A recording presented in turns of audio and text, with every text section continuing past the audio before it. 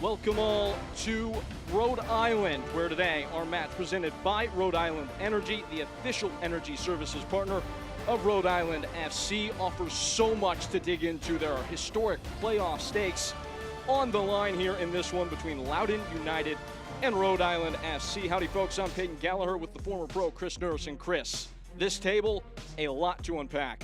Yeah, it's specifically very important for Rhode Island. They're not guaranteed to be in the playoffs yet, but 3 points today would guarantee their spot in the playoffs and potentially give them an opportunity to finish in the top four and host a game at home. So Loudoun, on the other hand, they're 3 points outside of the playoffs right now. If they're able to win, they would jump into 7th position in the playoffs above Pittsburgh. This is what it looked like, Chris, the last time these two got together. It was a 0-0, a cagey affair, as these teams started to figure each other out a little bit ahead of this one. Yeah, and I don't expect much different tonight. I think it will be a very tight affair. The games that Loudoun have lost in their past 9 games, which has been a lot, has only been by a 1-goal margin. So they don't generally concede a lot of goals. Both teams have scored a similar number of goals and conceded a similar number. So very evenly matched teams despite where they are in the standings right now. Probably Rhode Island on a little bit better run of form, but I still envision a very, very tight affair. These teams trending in different directions since this match. Goals hard to come by for Loudoun. That's been the opposite story for Rhode Island, who got a significant result and continued their good run last time out against Tampa Bay. Yeah, you might say a little bit of luck here for Rhode to get them on the score sheet for the first goal, but you create your own luck. He closes down the goalkeeper, puts him under pressure, and the ball is in the back of the net. And I think that's been one of the stories of this team, is they've been very consistent in their performance, their work rate. Even though it's their first year in the USL Championship, you can see the return on their investment. They're in a good position to make the playoffs right now. JJ Williams, wonderful in this one against his former team. He will have to have a big one here in this game to try and solve this Loudoun defense that has been so strong. What's he been doing so well? Well, you could say in that last goal that he scored, he had eyes in the back of the head. It all comes through. He has a sublime touch and buries it in the back of the net. But for this team, he does a good job of being the support guy. He's the guy who's able to attract pressure and free up space for his opponent. But as we saw, he also has the capabilities to finish chances off himself. So very important, JJ Williams, made Team of the Week in the past game. This is the defense that he will have to break down, though. Loudoun, you see the numbers. Struggled a little bit at the beginning of the year, but that defense has been a fortress as of late. Yeah, and the problem is they've only won two out of their last 8 games. So scoring goals, winning games is always a premium. And Zach Ryan has been the man entrusted to do that. He has 10 goals so far this season. Big players come up in big games. And today, for both of these teams, is a cup final. It's a 6-pointer for Loudoun. If they're able to win, they get themselves within 2 points of Rhode Island. If Rhode Island win, they secured their points in the playoffs, and now they're looking to secure a home playoff position. So very important game. Top players performing big games. So Zach Ryan expecting to see a big performance from him tonight. The all-time leading goal scorer for Loudoun United with 10 on the year. Trying to get back amongst the goals. It has been a rough patch for him. Yeah. Sometimes it can be form, sometimes it can be the team, but there's no sentiment tonight. It's a cup final mentality. It's do or die. It's win or go home. We step aside when we come back. Kickoff between Loudoun United FC and Rhode Island FC. Folks, don't go anywhere.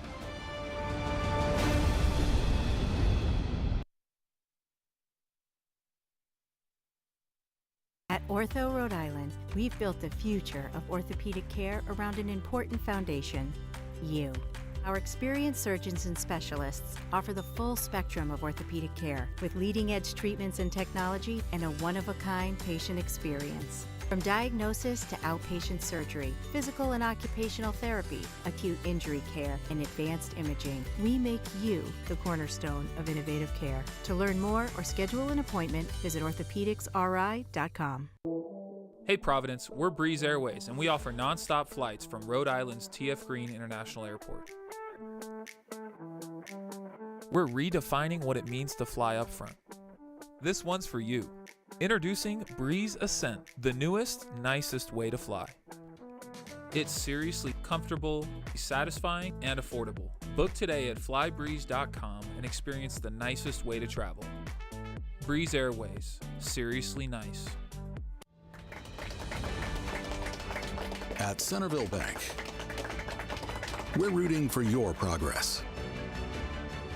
From the everyday moments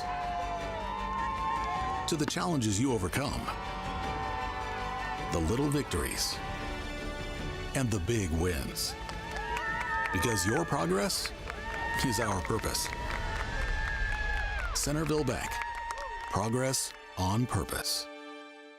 Rhode Island, our time is now. 2025 Rhode Island FC season tickets are on sale. Score your seats for a season of fun, friends, and football at the Ocean State's brand new stadium. With tickets as low as $16.36 per game and flexible payment plans, you'll get priority access, discounts, invites to exclusive events, and more. It's our state, our stadium, our team. Visit RhodeIslandFC.com and become a 2025 season ticket member today. Don't miss out.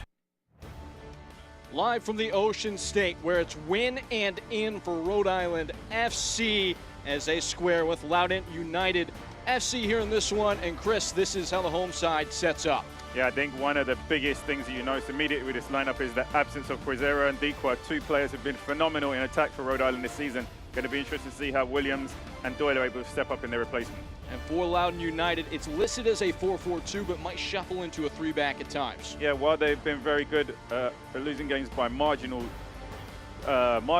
variations, tonight Loudoun need to get 3 points. If they don't get 3 points, I think they're waving goodbye to their potential opportunity to make it to the playoffs. So I think it's a lot at stake in today's game for both teams. Loudoun to keep their playoff hopes alive, for Rhode Island to cement their place in the playoffs, but also to be able to cement their place of still having an opportunity to get that home playoff position. Underway now from the campus of Bryant University. Ball back to Faru. And immediately pressing high, getting right in the face of their opponent, Rhode Island FC. And I think that's one of the differences you may notice between Williams and Dikwa. Dikwa is a very dynamic striker, lots of pace, able to press aggressively from the first minute. Williams is a little bit different. Although you could see his intent, he's a little bit more heavy set, doesn't have that same transition of speed that Dikwa has. So different in the ways that they press and how effective they both will be. Of course, Noah Fusin today, as he is out with a red card suspension. His side pinned in immediately, swept wide. Awua.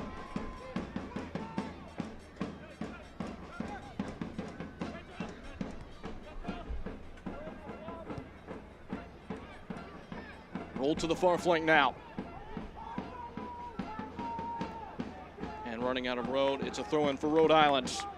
Some nice touches early on in the game from Abukara, combining in the middle of the park. Just a little bit off with that final pass out wide, but some good intent opening minute from Loudoun. Abukara not in the 18, last time out against Indy 11 in the midweek. Selected to start here today by manager Ryan Martin. Here's Koke Vegas, so good with the ball at feet. Yeah, he's been one of the standouts, and every successful team, you need a goalkeeper between the sticks you can rely on, you can count on, you're confident in, and he's been that guy this year for Rhode Island so far. A little bit nervy out of the back. Pounced upon by the home team.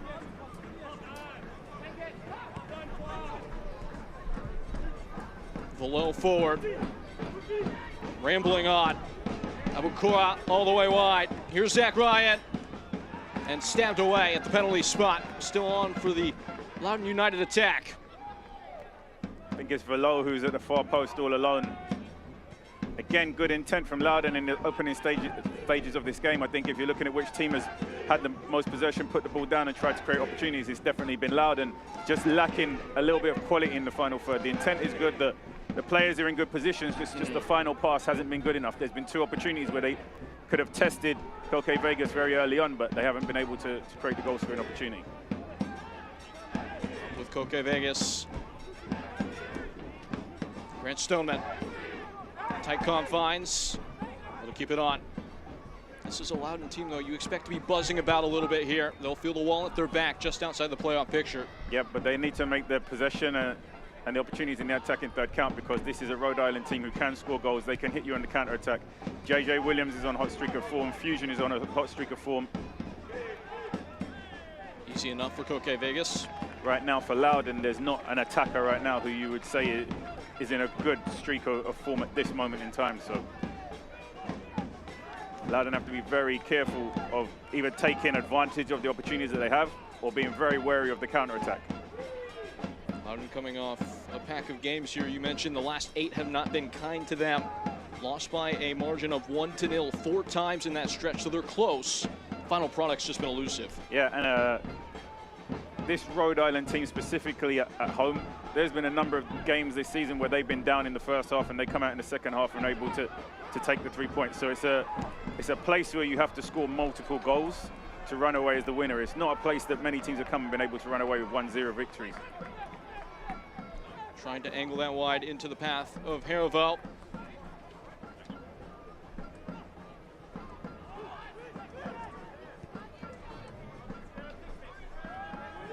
Awua.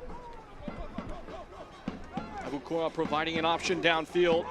Awua rounds him. Abukora bending in. And chopped away.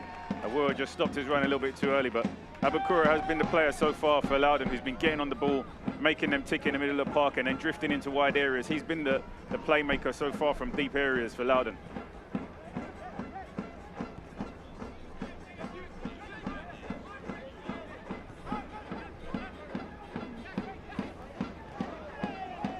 Feisty tackle in mid-park. Jabbed away. Very compact in that middle third right now. Yeah, it looks like McCabe is down from an injury there, probably a self-inflicted one. We call that touch tackle, where he had possession of the ball. His first touch got away from him a little bit, and then it ended up being a 50-50, which he looks like he came off the worst of the two. It's a charging tackle to grab the ball back. Doyle striding ahead with options available. Picks out Haraval. Crosses blocked down. It's a throw to Cup. Here are the go fix it, building a win, keys to the game. Chris, what do you got? For Rhode Island, 3 points, as we spoke about how important those 3 points would be for Rhode Island. Expansion team in this year's USL Championship. To make the playoffs would be phenomenal. To go on one step further and secure a home position for the playoffs would be an absolutely tremendous accomplishment for Cano Smith and the Rhode Island organization. For Loudoun, on the other hand, as we spoke about, for them to keep their playoff hopes alive tonight, they have to get 3 points. And to be able to do that here in Rhode Island, they have to be able to score multiple goals. Rhode Island have been a team that have been down at half-time. They've come out in the second half, scored 2 and 3 goals. So in order to secure that win, that victory, 1 goal is not going to be enough. It's going to have to be a game where they're able to get multiple goals on the score sheet. First corner kick of the match coming here.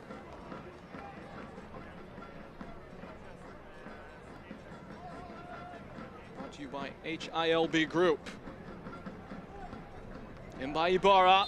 It's a dangerous ball, but the whistle shrills. Ends any threats. I think Doyle did well to get his head on it. Ended up just above the crossbar, but dangerous opportunity there for Rhode Island. Can see the threat that they pose from set pieces.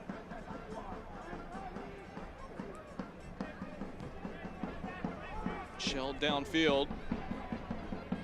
Calls into action the defensive framework of Rhode Island. They answer that call for the moment. Ibarra. And back to Koke. That pairing of Ibarra and Holstead has been so solid for Cano Smith this year. Yeah, and I think Ryan Martin has spoken a little bit about the Achilles heel, some of the issues that Loudoun have been having. He spoke a little bit about being more clinical in the attacking third, creating more scoring, more goal scoring opportunities, and taking those opportunities. And I think early in this game we've kind of seen a similar tune where they've had good possession of the ball in dangerous areas, but not really been able to threaten the goalkeeper. Working away was Abukora. Couldn't solve the riddle.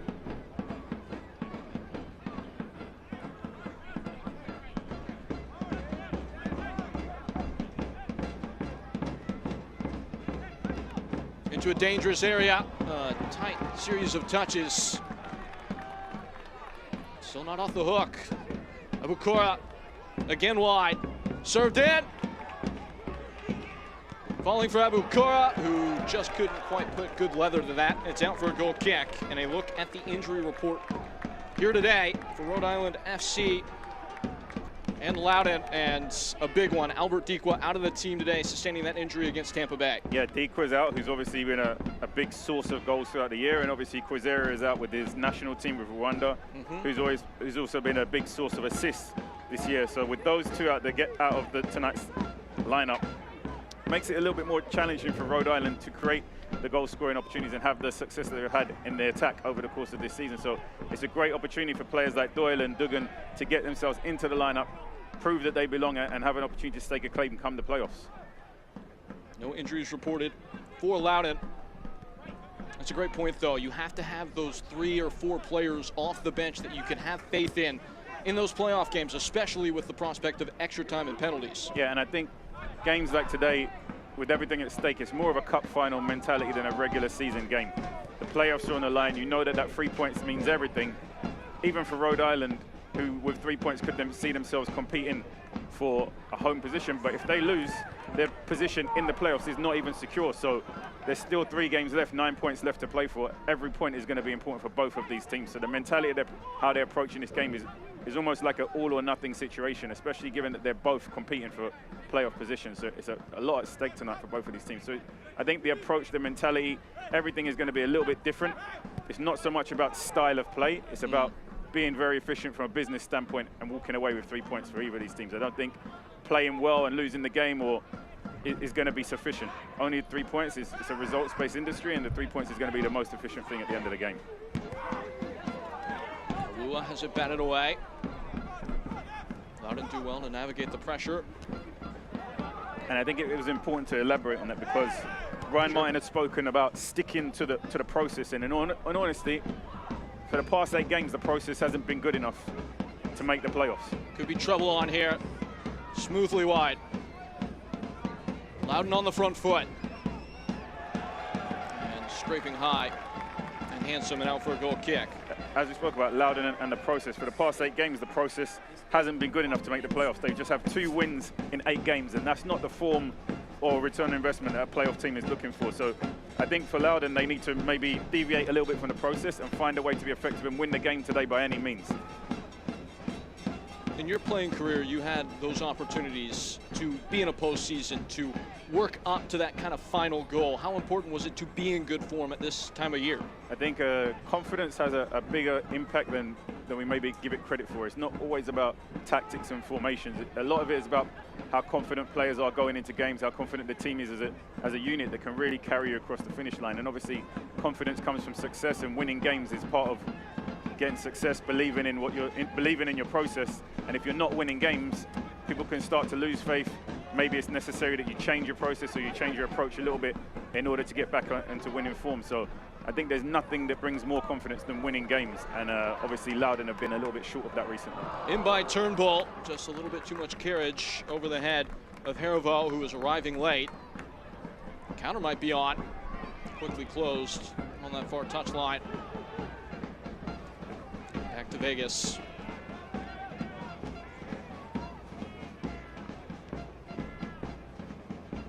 Both these teams trying to make it to the postseason for the first time in the USL Championship, right on the precipice. And we told you off the top, we'll tell you again, it is the most important bit of context here today. Rhode Island FC, their first year of operation, can clinch their playoff berth with all 3 points in this one. Results fell well for them on Saturday. They know exactly what they need here today. Loudoun will have every incentive to go for it as well. Just outside the playoff picture. 3 games left for both teams, including this one.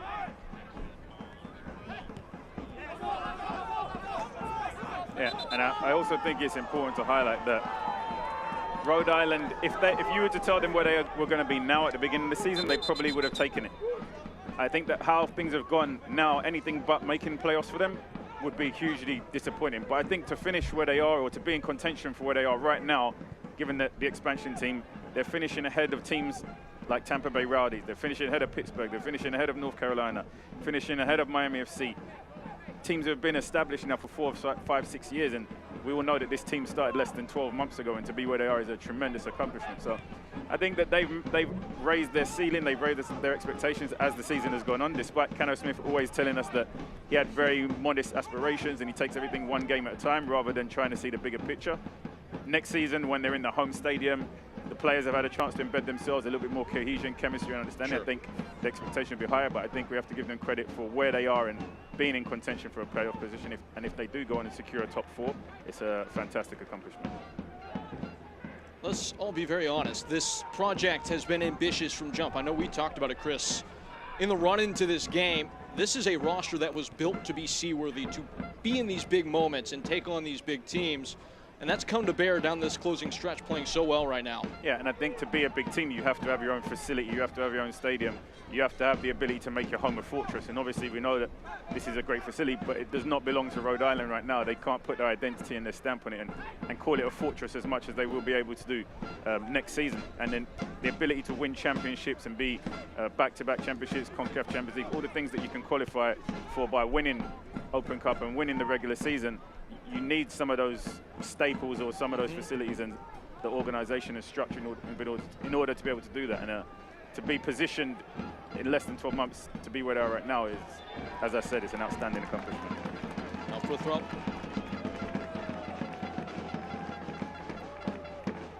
'25 Rhode Island FC season tickets are now on sale. Don't miss your chance to be a part of history at the Ocean State's brand new Riverfront Stadium in Pawtucket. You can catch all the action and all the fun starting at just $16.36 per game. Tickets are selling fast. Visit RhodeIslandFC.com for more information. So there you go. So important to have that building where your memories happen, that fabric of your club type of thing. It's worked for clubs like Tampa Bay and Louisville. You just see the importance to have that almost ancestral home for an organization. Yeah, and I think the crowd have got behind them. The fans have been out there this year, so you can only see it growing and getting bigger and better next year. I think if they're able to continue the success that they're having, you know, success, people want to be associated, they want to be part of it. So I expect to see things continue to grow. Slinging a ball in over the top, dancing at the byline. Aretha Yeo does brilliantly there. That's a clean touch, but nowhere to release the ball to. Pinned in a little bit here, Rhode Island so far. Yeah, pinned in Rhode Island. They have just 33% possession in comparison to Loudoun's 66%. However, as we've spoken about, Loudoun's 66% possession have yet to register a shot on target. So for all the possession they've had and dominance in the attacking half, they haven't made Coque Vegas make a save yet, and that's where the problem lies, is that you can have the possession and the dominance and then concede a goal on a set piece or a counter-attack. They really have to make the possession and dominance count by putting shots on target, testing Coque Vegas, hopefully having the quality to convert one of the opportunities. Hard tackle put in. J.J. Williams was the one who left a stud in. And it looks like the card is going to remain in the pocket early on. Jeremy Shear is our center official today. Ricardo Ocampo, Carlos Morales Lastra, the linesman. Kenneth Rojas is the fourth. And when the stakes get so tall like this, referees have an important job, especially in the first 30 minutes or so, setting the tone. Yeah, I'm not sure what he wants Williams to do in that situation. On both replays, it looks like Williams hardly takes a step off to do anything in that situation. They're both just competing towards the ball. If anything, Hughes is coming with a little bit more aggression and intent than Williams. So I think the referee, yes, somebody went down injured, but I don't think there's anything that was malicious or warrants any kind of retribution. I think adjudicating on the offense of J.J. Williams just being big in that moment.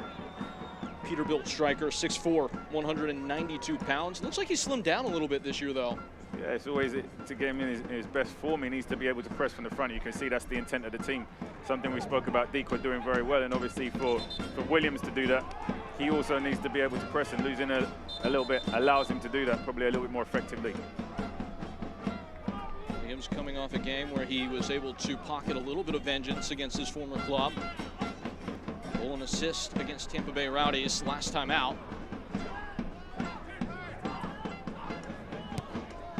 Funneled forward. That's a great turn.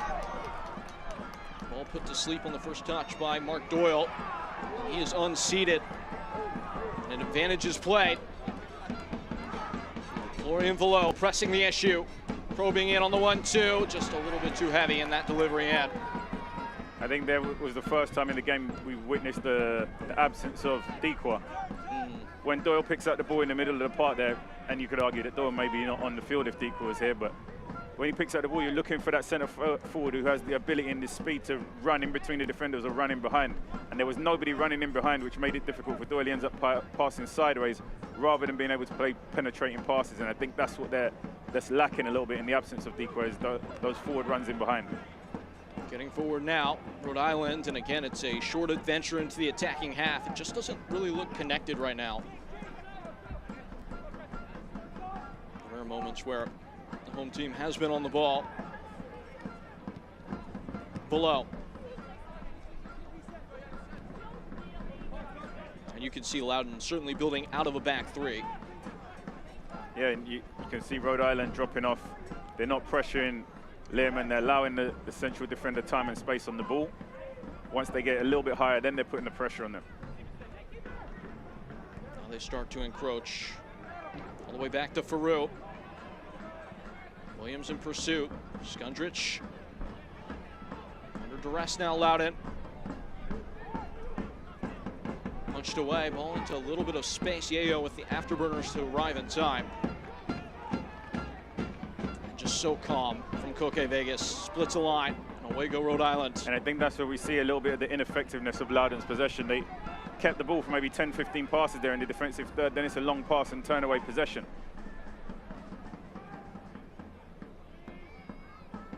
If they're going to possess with so much intent, there has to be a willingness or an ability to break through the lines, break through the thirds, and be able to keep possession of the ball higher up the field. Just feels like at times they can be a little bit risk averse. Not a willingness to play that final ball. Right, especially in such a high stakes game. It's one thing sticking to your principles, but you have to also be smart to the challenges that the opponents face against you. If they're not pressing you and you have time and space to play, of course it makes sense to play out from the back. If they're pressing you high and it's high risk, then you have to weigh up the risk and reward. And in a game where you could be eliminated from the playoffs, and well, not eliminated so to speak, but your chances are dramatically reduced, you have to weigh up how much risk you're willing to take. Some coaches are very much, we don't change on any day, on any circumstance, and some coaches are very adaptable and able to maneuver either prior to the game or throughout the course of the game to gain the end objective. Rhode drifting around to try and find the game, and certainly has with that series of touches as he whittles away. Herrick obviously got himself on the score sheet in the last game, a player who's been very active for this team when he's been available. There's been a few times this year when he's been out with injuries, but when he has been on the roster, he's definitely been a presence in terms of goal scoring and creating opportunities for others. Funneling in towards the byline and pulsed into the side netting. It was Mark Doyle who was trying to supply the final ball.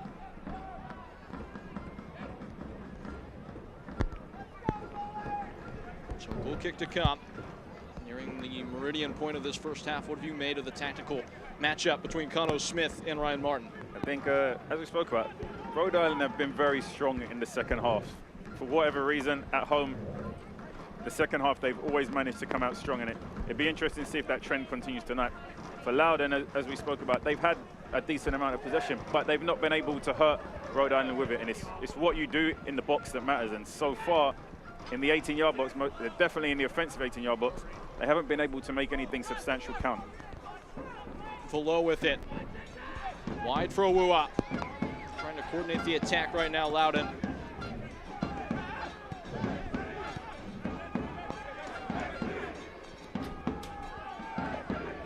Tommy McCabe. There was some fear that he might miss this game with red card suspension for an infringement that took place against Hartford Athletic, but after an appeal, it was decided Friday that he would be eligible for today's contest.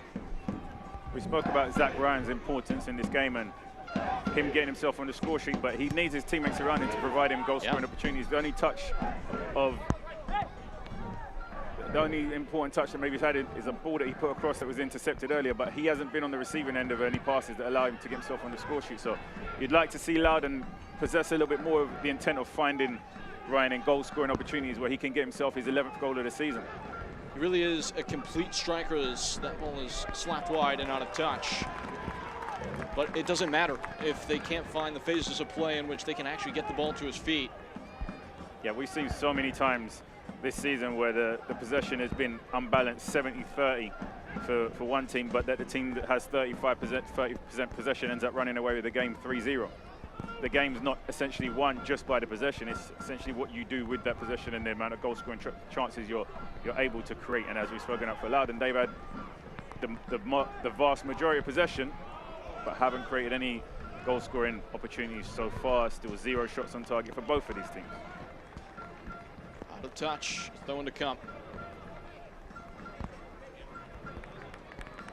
Catch every heart-pounding moment at Rhode Island FC Stadium at Tidewater Landing. 2025 season tickets are on sale now offering flexible payment plans, priority access discounts, invites to exclusive events, and much more. Don't miss out on an unforgettable season of fun, friends, and football. As that ball is blasted into the area for Rhode, pouncing to meet it with 2 paws and take it down. Had to hold on to that one, elsewise it could have been trouble. And as tame as that attempt was, it fairly straightforward for Rhode. That's the best chance we've had on goal so far in this game, and it's come in favor of Rhode Island, who have been under probably more pressure and definitely had less possession. So exactly what we're speaking about. Rhode Island an opportunity to get themselves on the score sheet there, despite probably being outplayed a little bit by Loudoun in this opening 25 minutes. You've seen that moment why J.J. Williams has been such a good provider this year, kind of that chaos grenade in the box. Had 5 assists coming into today, had another one against Tampa Bay, and it's those little knock-ons and touches that can create so much havoc for a defense. Yeah, he's a big presence in the attack, so he attracts a lot of pressure from the opponents. He's able to get flicks off his body, he's able to hold it up, allow his players to get up, his teammates to get up in support and create space for other players. As you saw there, long throw comes in, he flicks it on, providing opportunity for other players. So despite sometimes his numbers may not be as high as previous seasons this year, he's still been an integral part of providing opportunities for his teammates. Vegas. A wedge shot down the line, and it's a bit overbanked.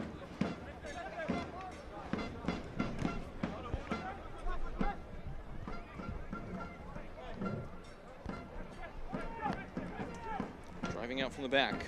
Learman uncorks one. Awua, and Vegas alive to the danger. That's better though from Loudoun.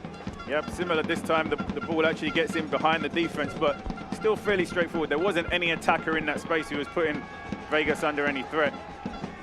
It was a great attack, good build-up, good ball into the box, but nobody making the run to finish it off. And that's where Zach Ryan must come in and pick a post, provide that option, yeah. And when players are confident and on form, they're the things that just happen without you thinking. Finds himself in the right area at the right time for easy tap-ins. No nonsense out of the back.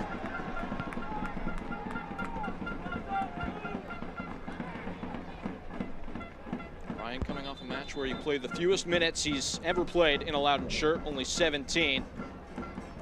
Not scored in 4 games, longest drought of the year is 6. So if he was unable to find a goal in these last 3 contests, pretty much kind of spells the story of where this team may go or where they may not based on what he does. Yeah. I think on games like today, when winning becomes the sole purpose of the event, the style of play changes, the mentality changes, the energy changes, and I don't think any coach will generally agree with deviating from your style of play or your values, but I think in games with such a magnitude, it just happens because what's at stake is completely different from your first game of the season where, yeah, you want to get 3 points, but there's so much time left to play. When it's coming to the end and everything's online, there's desperation, there's a lot more emotions attached to the event. I think it naturally has a change on the way people approach it and the mentality. Here's Haraval. Digging away, trying to drag him back was Abukora. And ultimately the whistle does go, and that's a clear caution. We spoke briefly about what Haraval adds to this attack, and we get a glimpse of it here. Picks up the ball in the middle of the park, is under pressure, still able to dribble his way out of pressure. Probably just gets fouled here by number 30, the last touch when he's about to release that killer ball. Abukura picks up the yellow card for his efforts. But there we see the danger that Haraval brings and what he adds to this Rhode Island attack. I believe the term is a professional foul. Or poor defending. Dealer's choice. He now is on a yellow card for the remaining 60 minutes of the game. So whilst he may have stifled the attack, he now puts himself in a very precarious situation where one more missed time challenge will see his team go down to 10 men. So now he's in a situation where he can no longer tackle the same way for the remainder of the game. It sets Rhode Island up with a free kick in prime real estate. Might be aiming for the head of Frank Nodarce, who, with 5 headed goals on the year, tops the league, tied for that mark with Trevor Ammon of Sacramento Republic. A player coming into this year that had only scored 1 headed goal his entire career. with 5 this season. Connor Smith finding that extra gear in that player's game, and a testament to the job he's done unearthing the qualities of several on this roster. I think when you see Williams stepping up to take the free kick, you know that he's full of confidence right now and belief. Anytime the player hikes the shorts ahead of a free kick, this one is fizzed into the gloves of Farouk. Wasn't far away at all, did well to get it over the wall, but didn't look like he had enough venom on the strike to beat Farouk from that distance. But it wasn't a bad effort at all, maybe 30 yards away from goal. Decent effort, respectable. Farouk up to the task.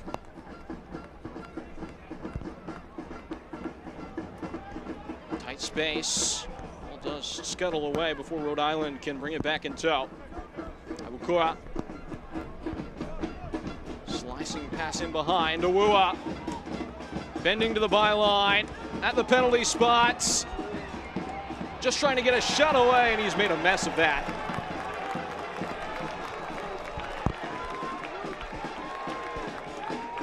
I think that was Keegan Tingy.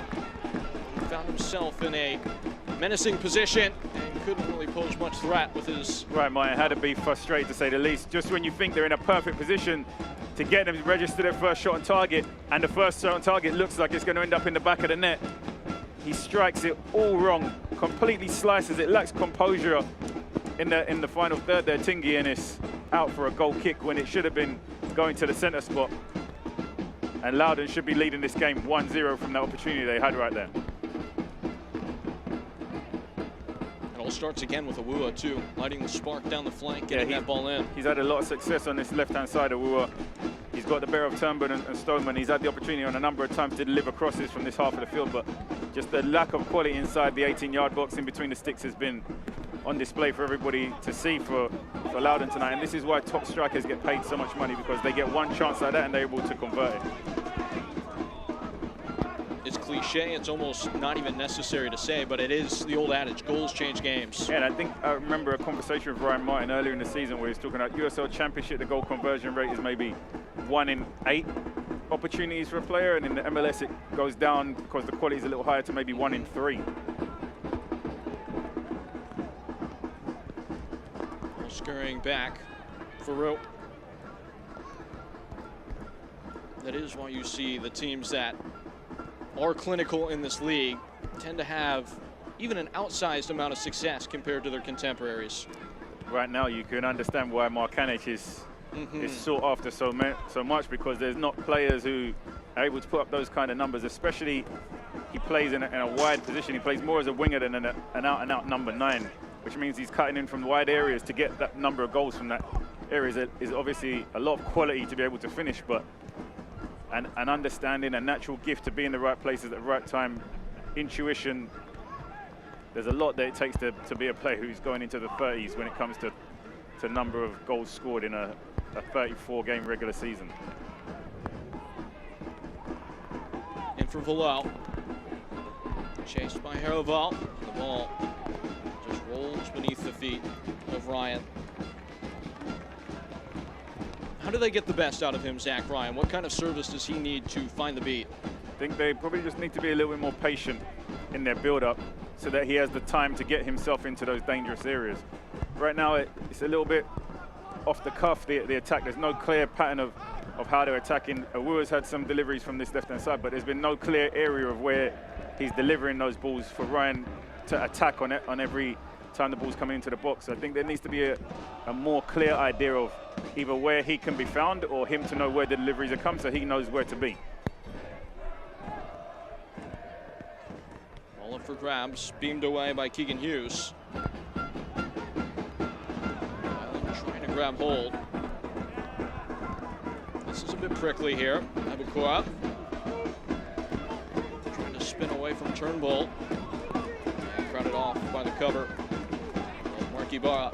Just to elaborate on where it can be found, there's some centre forwards or strikers where you know every time you hang the ball up at the back post, that player is going to be there. Or you know if you cut the ball back to the penalty spot, that's where that player is making the run. So now the players delivering the ball or providing the assist, they know where to deliver for certain players. And that's what I'm saying about Ryan Martin, that his runs have to be defined where the players know where to find him, or he has to know where Awua is going to deliver that ball every time so he knows where to make his run. And right now it looks like they're somewhere in between. Obviously, he's the guy who's got the most goals for this team this season. So in the attacking third, naturally, that's going to be the player you're looking to go to, who's proven they have the quality to convert.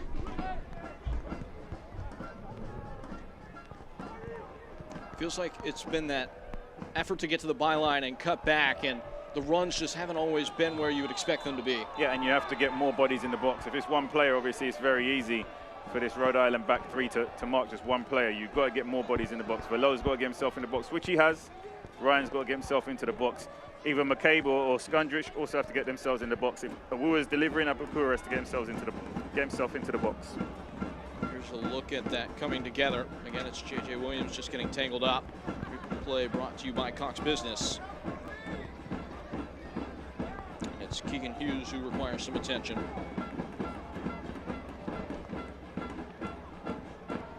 I think you have to give Williams credit for his intent in pressing this back three. He doesn't give them a break at all. Once they're in possession, he's chasing them down, he's hounding them. Sometimes you see traditional number 9s, and when there's teams defending, they're pitched up on the halfway line taking a break. Williams is very much involved in the defending for Rhode Island. He's playing like a player who's hungry to cement himself in this team, especially with Dikwa out of the lineup today. Yeah, he's obviously had some success in the past games, and he's had good impacts whenever he's come onto the bench throughout the course of the season, but he knows what's at stake. He knows there's a fantastic opportunity to be in the team, to be in the playoffs going forward, and the only way he's going to maximize the opportunity is to get on the pitch and work as hard as he can, create his own luck, be an asset for the team, and closing down from the front, pressing for the front is obviously a big part of that. To that point, last time out against Tampa Bay was party to 23 duels. He won 15 of them in that game. I'll let you tell me the percentage of that. Math is not something that I'm looking to do today. It's a lot. It's good.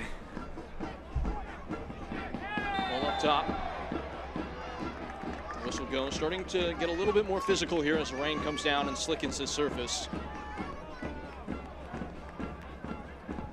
Yeah, and that slick surface just makes the game a little bit more exciting. Now, passes a little bit quicker, the ball moves a little bit quicker, touches have to be a little bit more precise. When you get into the attacking third, drilling the ball low and hard on the surface is going to be more challenging for goalkeepers. So it just speeds up the speed of play a little bit. And of course, we're into that part of the year where the temperature is a little bit cooler, which allow players to be a little bit more intense in how they play over the course of the 90 minutes. No doubt. Rhode Island back with it. Is it harder to deal with the ball on the floor or in the air, trying to judge the bounce? When it's slick on the floor is always the best. When it's hot and it's sticky in the summer, that's when you never know where the ball's going to go when it bounces. Sometimes it slows down, it bobbles up. When it's slick and it's cool like this, it definitely speeds up the play, and you want it slick, playing it quickly across the surface.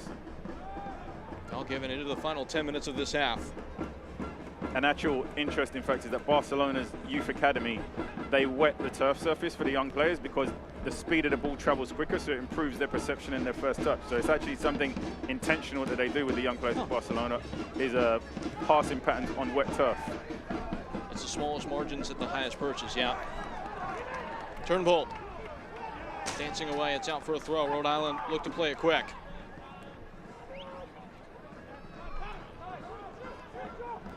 Hard charging tackle. Grappled back by Loudoun. Advantage is played. Ryan. All under his spell, and now Awua. And nowhere to go forward. It's brought back. Oh, it's a flag up. I think they've given offside.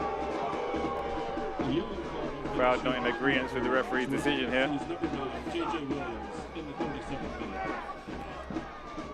Probably persistent infringement is probably the reason why the referees put Williams into the book here. Well, I don't think any of his fouls so far have been malicious or over-aggressive or even dangerous, so to speak. There have been maybe 2, 3, 4. The referee said, okay, enough. Put him into the book. Yeah, that's the 3rd or 4th time, as you said, he's been tangled up in a challenge. Advantage was there for a moment, but after the offside killed the move, referee goes back and takes the name of J.J. Williams. See how that affects his pressing efforts. Lifted wide, leaning into the path of Turnbull, rather than actually Stoneman, the center back, joining the attack. Just trying to create those overloads. Rhode Island in the wide spaces. Peeling run from Haraval, skids away from him.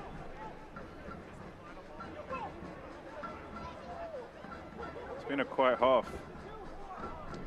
Certainly does not feel like a game with the kind of stakes that we know are true in this one.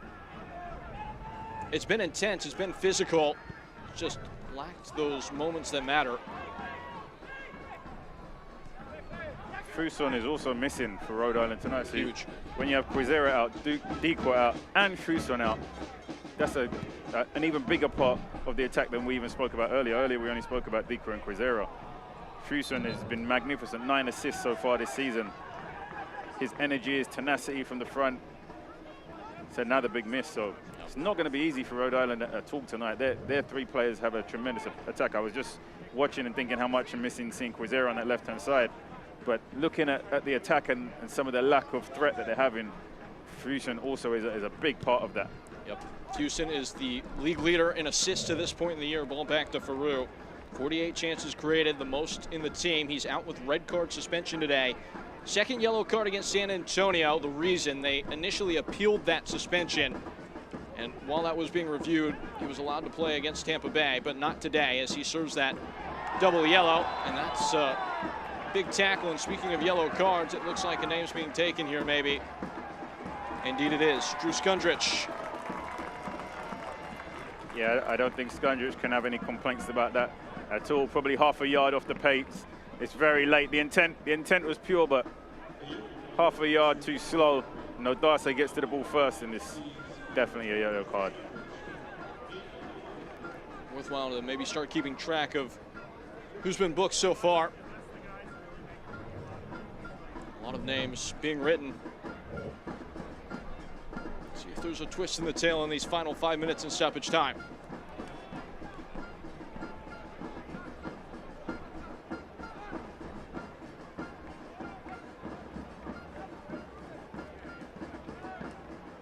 Marquis Barra with his shadow casting over the ball.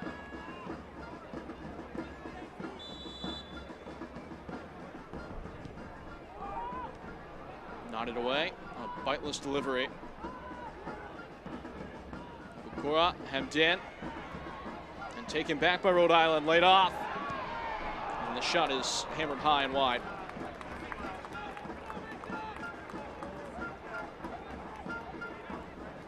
'25 RIFC tickets are on sale now. Don't miss your chance to be part of history at the stadium at Tidewater Landing. Season tickets are now available starting at just $16.36 per game. Visit RhodeIslandSC.com to learn more and get on board. $16.36. Yeah, you'll take that. Slap back to the goalkeeper, Faroux.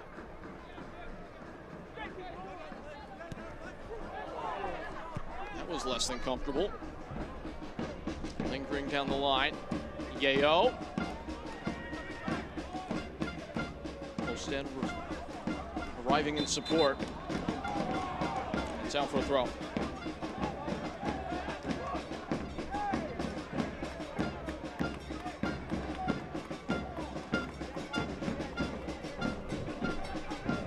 This game is screaming for a goal right now just to open it up.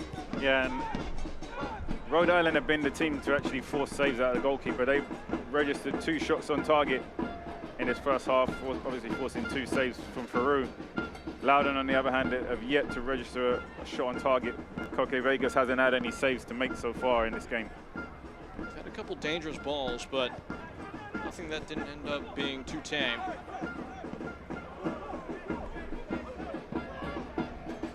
Below. Abukura allowed to ramble on. And Awua. If they can start to connect these 3 players, those have been the creative engines so far for Loudoun. Yeah, Loudoun haven't really used the right-hand side whatsoever. True. Hughes is on that right-hand side in a lot of space, but most of the attacking has been on this left-hand side for Awura. I wonder if that is Tingy on the right-hand side in terms of space, sorry. Most of the attacking is on the left-hand side for Awura.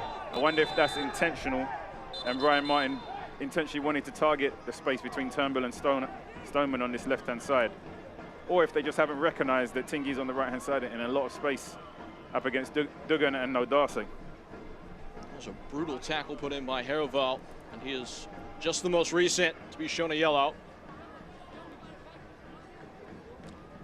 Just overextended, lunging in with the challenge and clipped the heel. Yeah, it looks like his stud's actually connected with the ankle there.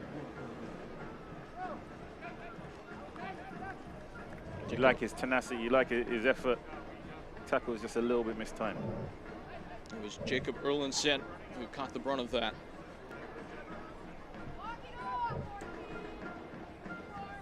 Sometimes in those 1v1 battles, it's important to leave your mark on your opponent. You know, he's limping a little bit, or the next time he goes for a tackle, he doesn't want to go in because he realizes how hard you're coming in. Sometimes it's part of winning the psychological battle, is sometimes leaving your mark on your opponent at times. As long as you walk a tight rope, you know, there's a tight rope between yellow, foul, red. As long as you're able to manage that line carefully. Good old-fashioned orange card. No, but it's so true. Put in a tackle like that, maybe next time the defender checks the shoulders that extra time, pauses that extra second, and gives you a chance to get on the ball. Or sometimes they become more engaged in you coming and closing them out at speed, and the ball, they lose sight of the ball, or the ball runs over their foot, or you're able to intercept the pass, because now they're more concerned about the intent that you're coming to close them down with, rather than just having time and space on the ball to put their foot on it and play freely. Not expecting a lot of stoppage time. Ball has been in play for much of this half. That's a bad giveaway. Turnbull swerving and striking out on his own. Holstead. He just lost the plot entirely. It's hard not to laugh, sorry. Free kick coming. Turnbull just looked like he got a little dizzy there with that. Found himself too high up the field. Dangerous set piece here for Rhode Island in the closing seconds of the first half. Oftentimes games separated at this division by set pieces and transitions. Here is one for Rhode Island FC. And plenty of big targets to aim at.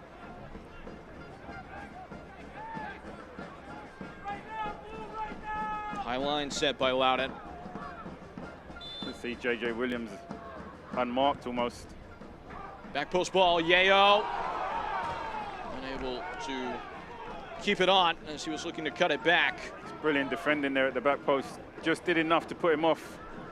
It looked like he had time and space to get good connection on the ball, but the defender did just enough using his arms and his body to inhibit any good connection on the ball. Looks like they were trying to set up a routine, have JJ Williams cut across the face and make that back post run to receive the cutback. As you said, it was Skundrich with the good defending there at the far post. I think the half maybe has come to a close. 45 in the book between Rhode Island FC and Loudoun United. Nothing to separate these two sides. Yeah, I think that at the end of the first half there probably sums it up. Just a little bit flat from both teams in terms of creativity, goal scoring opportunities, and flair. There's been a lack of flair, lack of creativity, and a lack of quality in the final third for both teams tonight. It's going to be interesting to see how they approach the second half. Both coaches will go to the Grease Sport and try and hatch a plan of how to shake this game up. In need of a spark, Rhode Island FC and Loudoun United at the curtain fall. Scoreless here in the Ocean State. We'll break it down at the half when we come back.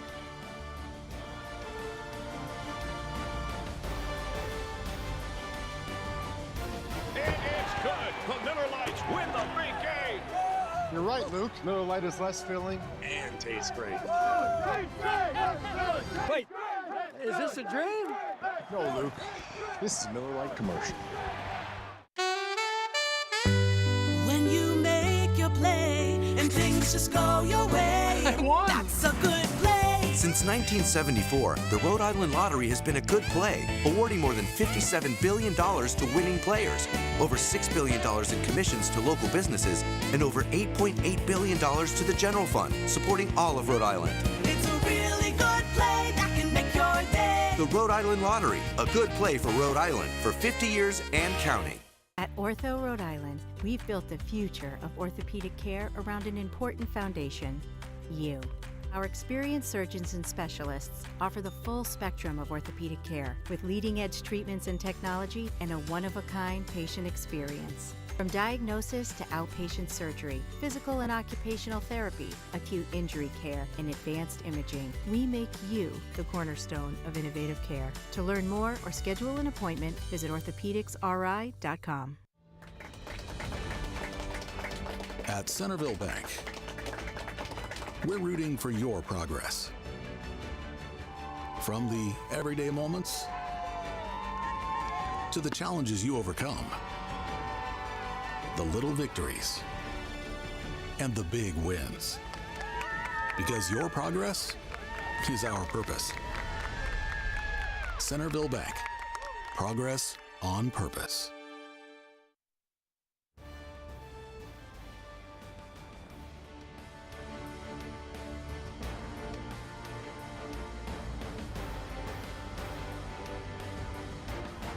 At the break, scoreless here, 0-0 between Rhode Island FC and Loudoun United. And these fans are winners of the seriously nice seat upgrade. Got a great view of this one, presented by Breeze Airways. There are going to be plenty of good seats in the new building being built in Pawtucket. Rhode Island FC season tickets on sale now. A good look here at what will be offered at that new facility. Hello, Rhode Island FC fans. My name is Travis Watkins. I'm your Senior Vice President of Ticket Sales here at Rhode Island FC. I'm here to share with you some exciting news about our opening of our brand new state-of-the-art facility. It's going to be our own home for soccer, where we'll be cheering on the team for many years to come. I want to share with you how to become a season ticket member. We have lots of benefits. Flexibility and affordability are some of our key benefits, but there's plenty of others. Merchandise discounts, concession discounts, gifts and events, and many more special perks for being a season ticket member. So if you want to come out and enjoy all your Rhode Island FC games for under $20, join us and visit rhodeislandfc.com to learn more about becoming a season ticket member. And if this season has been any kind of appetizer, you're going to want to be in the building to watch Rhode Island FC next year. What a year it's been for this group, coming out of the gate and setting the intention for what they're trying to do as an organization. Yeah, I think it was one thing, building an organization, building a club for the fan base of Rhode Island to support. I think it's a complete different animal, the success they've had, building on that success, and next season going to their own home. And all roads lead to home, the new home for this team. This is with 10,500 seats and all the amenities available, the development springing up around this facility. Again, a statement of intention of where this club wants to go within this community. Yeah, and Cano Smith has spoken about the circumstances. It's going to be windy, it's going to be cold, it's going to be wet, it's going to be their home stadium that they're proud on. It's going to be a fortress. It's going to be difficult for away teams to come and play in. And that's part of the importance of being a successful team, is that they don't want to come and play in Rhode Island, but Rhode Island love playing in Rhode Island. It's going to be an event when that stadium opens up. It's an event today, though. Rhode Island FC hoping to clinch their first ever playoff berth, 0-0 at the half. Need all 3 points to get that done. We'll continue to break this down when we come back. Is it somebody's birthday? Dad, come watch us hit this ugly piñata. Dad! When Hornets show up, so do we. Terminix it.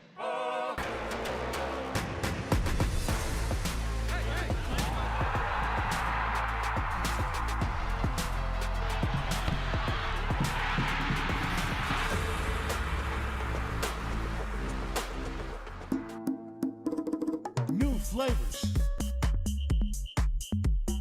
The same traditions. Be the guest of honor. Add more flavor to your parties.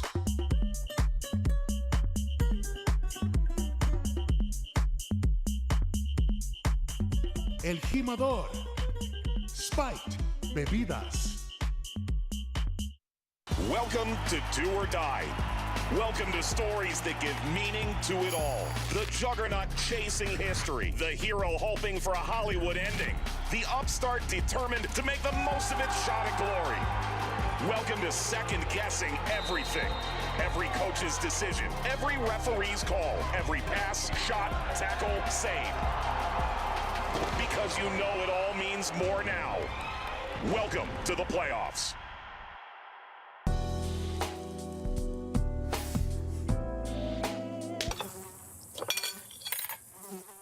When mosquitoes show up, so do we. Terminix it. Yeah, trick. I said what I said. I'd rather be famous instead.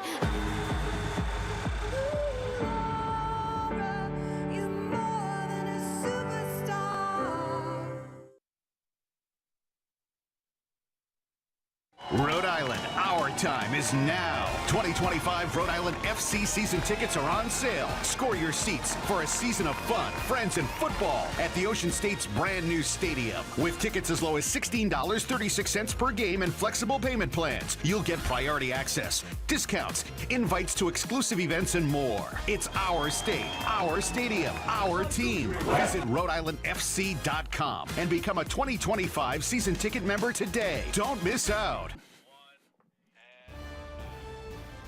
Back here at the half, 0-0 on this Sunday matinee between Rhode Island FC and Loudoun United FC. Peyton Gallagher and Chris Nurse. Here is the news and noteworthy things happening around the league at this point. Plenty went down yesterday on Saturday. Louisville City sews out the Players' Shield with 3 games left to play. Yeah, Louisville City had an absolutely tremendous season. Obviously, they won the Players' Shield. I will be happy to see them go and win the playoffs. I think being the best team over the course of 9 months, I think put the cherry on top and go and win the playoffs. I think they deserve it this year. They will have a tough field to have to get through. That field is not solidified yet. There are as many as 7 teams that could clinch a playoff berth throughout the course of the weekend. Of course, one of them as well, Rhode Island FC. We'll see if they can do that in the second half. And then what a story Las Vegas Lights have been as we look at some of the scores from around the division. Las Vegas Lights will put a bow on this weekend against Birmingham Legion at 6 p.m. Eastern. Yeah, I think the score North Carolina against Hartford is probably a bit of a shocker. North Carolina having a resurgence of form, conceding 4 goals is a little bit disappointed. For them to solidify themselves in the playoffs yesterday would have been a huge win for them. However, they weren't able to get it. Bob Lilly's side are never done and dusted until it's over, and pulling off a 2-0 win, they're now back into the playoff positions. I remember a little earlier in the season, everybody counted them out and didn't think they would make it. I said, never give up on Bob Lilly's teams, and it looks like they're still in contention with 3 games remaining to be in the playoffs. Don't let Bob Lilly get hot. Burton Jacobson in this team of the week, in this past week, match week 31, the player of the week. And so many players, the depth of talent in the league is just at a place it's never been before.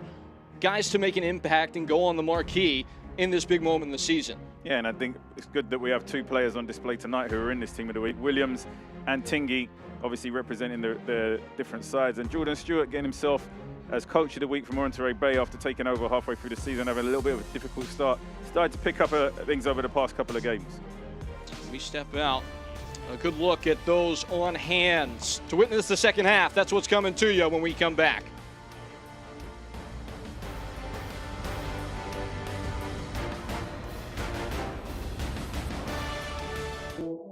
Hey Providence, we're Breeze Airways, and we offer non-stop flights from Rhode Island's T.F. Green International Airport. We're redefining what it means to fly up front. This one's for you. Introducing Breeze Ascent, the newest, nicest way to fly. It's seriously comfortable, satisfying, and affordable. Book today at flybreeze.com and experience the nicest way to travel. Breeze Airways, seriously nice. At Ortho Rhode Island, we've built the future of orthopedic care around an important foundation, you. Our experienced surgeons and specialists offer the full spectrum of orthopedic care with leading-edge treatments and technology and a one-of-a-kind patient experience. From diagnosis to outpatient surgery, physical and occupational therapy, acute injury care, and advanced imaging, we make you the cornerstone of innovative care. To learn more or schedule an appointment, visit orthopedicsri.com. At Centerville Bank, we're rooting for your progress. From the everyday moments to the challenges you overcome, the little victories, and the big wins. Because your progress is our purpose. Centerville Bank. Progress on purpose. When you make your play and things just go your way, that's a good play. Since 1974, the Rhode Island Lottery has been a good play, awarding more than $57 billion to winning players, over $6 billion in commissions to local businesses, and over $8.8 billion to the general fund, supporting all of Rhode Island. It's a really good play that can make your day. The Rhode Island Lottery, a good play for Rhode Island for 50 years and counting. A sleepy Sunday in the Northeast, thusly 0-0. Rhode Island FC, Loudoun United FC will take you back through what took place in the first half. A look at the highlights. Chris Nurse, there wasn't much to write home about. Yeah, it was a pretty stalemate. Loudoun had a lot of possession in the first half, but were just unable to create any goal-scoring opportunities. And as we mentioned, the best goal-scoring opportunities actually came from Rhode Island, who had a little more than 40% possession during the game. A flick on from JJ Williams and a header. Frew was able to gather fairly comfortably. Felt like neither side really had those moments in which they were able to crack the code, get in behind, although there were a couple instances in which Loudoun were able to get balls across the bow. Here's one of them, and the best moments of attack so far for the road side have come through Kwame Awua. Awua on the left-hand side has been the source of danger for Loudoun, but just the delivery, the quality on the ball hasn't quite been good enough. This was a great effort here from JJ Williams, fancied himself from distance, maybe 30 yards here, does well to get it over the wall, but fairly straightforward save from Farouk. Here is the stats that back that tape. No shots on target for Loudoun United, and yeah, you're not going to score a lot of goals. 60% possession, but it's not necessarily been useful possession so far. Yeah, and that's been the kind of the Achilles heel for this team over the course of the season, is creating chances and converting. That's why top strikers get paid so much money, because they're able to create their own opportunities, but they're also in the right place at the right time to convert opportunities created. And this is essentially what we're seeing, a big hole and Loudoun United lacking. For Rhode Island, they've been good at home. They've been able to create a number of chances, but as we spoke about, missing Fusion, missing Dikwa, missing Quizera, that's a big part of their offense that they don't have tonight. Here are the standings. North Carolina FC just tracking inside that red playoff line as it stands, making a surge in the final moments. The game in hand, though, belongs to Birmingham Legion, a huge one for them against Las Vegas after us. Yeah, as we spoke about, that loss yesterday for North Carolina to Hartford, there would have been 3 points further on, 45. They would have created a little bit of distance between themselves and Birmingham Legion and Loudoun.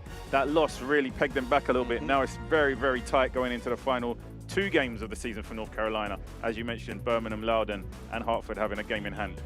Tells you that Loudoun might just go for broke here in this second half of play. Rhode Island also carrying some imperative into this frame.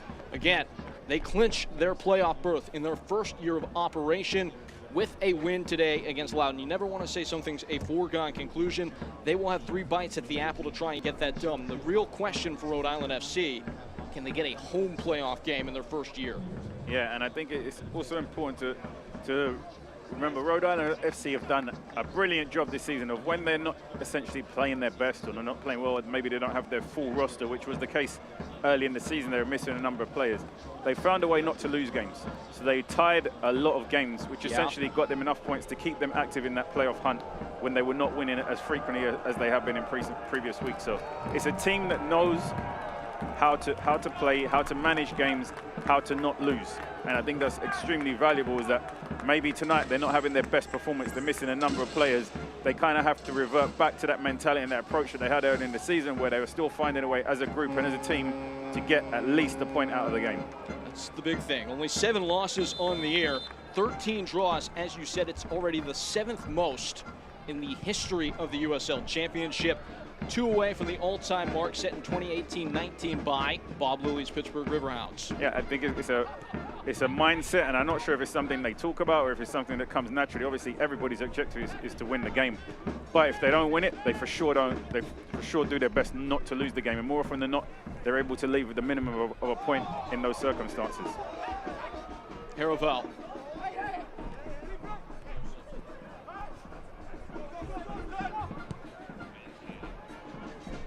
Slotted down the line. No changes at the break. Is that something you expect to maybe happen here around the hour mark? Yeah, I think both teams, it has been a little bit cagey, a little bit of a sparring match. Both teams just kind of throwing low jabs at each other. Both know what's at stake, and maybe playing with a little bit of fear, a little bit of caution, not taking as much risk as they may do it in other occasions, trying to stay in the fight or in the game as long as they can. And as we get towards the last 30 minutes, then I expect the game to open up.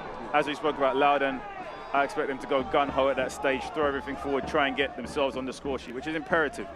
And then for Rhode Island, can they secure that playoff, the playoffs as early as possible in those remaining 3 games? I don't think they want to drag the pressure on of next week and the week after to secure that playoff spot. I think they want to get it done as early as possible, and then focus on fine tweaking, get players healthy, get players back available for those bigger games that will be impending. So I think in the last 30, the last 25 minutes, we'll really see the game open up from an offensive standpoint. Rhode.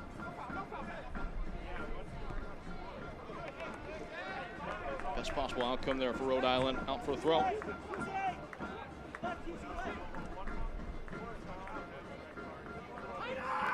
As we mentioned pre-show, Rhode Island have historically over the course of the season, this season, given it's been their only season, been very strong in the second half of games. Whether it's been through tactical changes that Cano Smith's made, whether it's been through substitutions that he's introduced as the game has gone on in the second half, they've generally got stronger in the second half of games, especially at home, than they were in the first half. In large part due to that great depth that this team has been able to assemble. J.J. Williams on the front foot, able to provide the cutting edge, as making the channel run was Mark Doyle. And I think what you see there is just a little bit of lack of chemistry and understanding of 2 players that haven't played in matches with each other that often enough over the course of the season. It takes a little bit of time for chemistry and cohesion and understanding to come, and you just saw the intent was good. The run could have been a little bit better, the pass could have been a little bit better. Sometimes it takes time for those things to build and come together as a team. Grabbed back, pinching possession here, Rhode Island FC.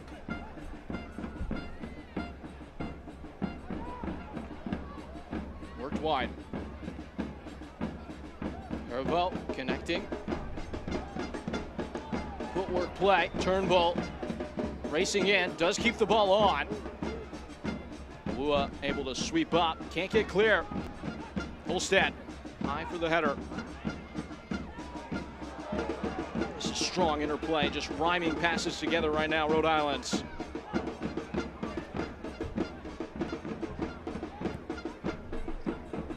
Darting away from danger, Loudoun.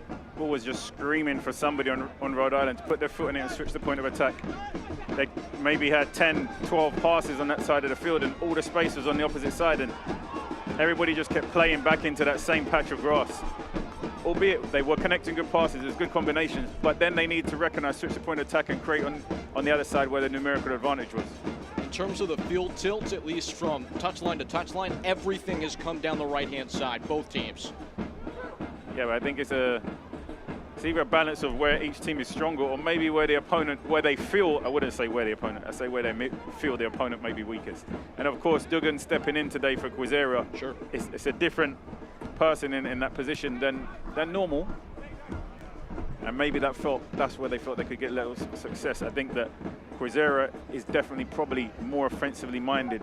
He likes to get forward in the attack of third. He's very good in 1v1 situations, very aggressive and direct, which does give you more opportunity when you're attacking down that side.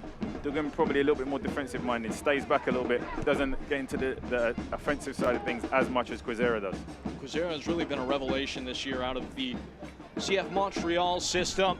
Currently on international call-up, AFCON qualification with Rwanda, but he's been the one who's given them width all year long. Yeah, there's not too many players with the skill set that Quizera has anymore, and the willingness that every time they get the ball, they want to take people on 1v1. They want you to come and mark. He wants you to come mark in 1v1 so he can take you on.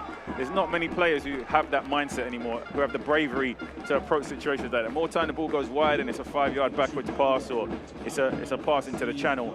The flair players who have that ability to take players on are very much lucrative right now, and Quizera is one of the most exciting wingers, I think, in the USL Championship. Albeit he plays a little bit deeper when Rhode Island play a back three and he's playing as a wing back. I think he's most effective when he is allowed to be in that pocket, maybe in a 4-2-3-1 or as a winger in a 4-3-3 formation. But he does a fantastic job in any situation. McCabe, the one who goes in the book there. Ibarra. half turn, Holstead. Duggan digs it out. Can't quite get it into a pleasant pathway for Holstead. It's out for a throw.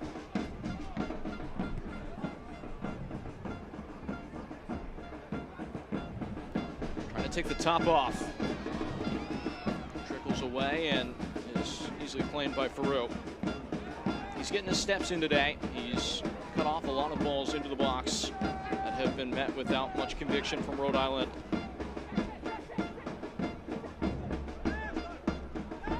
I think it's also important to mention for both of these teams, of course, as well as Rhode Island have done this season, to go on and push on to another level next year, Cano Smith is going to need to strengthen this roster. So inevitably during the offseason, they're going to attract bigger, better talent.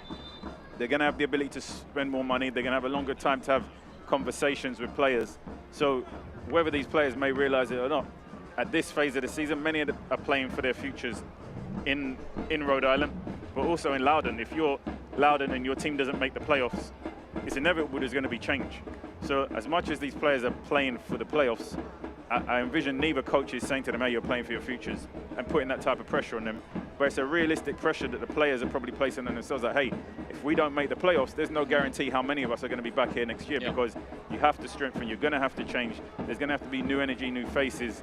It's going to put these players in a very precarious situation. So I think the players, 3 games to go, are maybe playing with that little bit of more pressure, a little bit more tension, a little bit more importance on each performance that they're giving, both individually and collectively. It is a results business, and pursuit of result today might have just got a little bit more difficult as the man down is Zach Ryan for Loudoun. Still receiving medical attention. There is plenty of goal punch on the bench, 20 in total available in the dugout for Ryan Martin. Maybe chief among them, Khalil El Medkar, who has been watching on throughout the course of this game. Hopefully Ryan's fit and able to continue, though, getting that magic spray. Did you ever try that in your career? It's more placebo. I was about to say, does it really do anything? Placebo.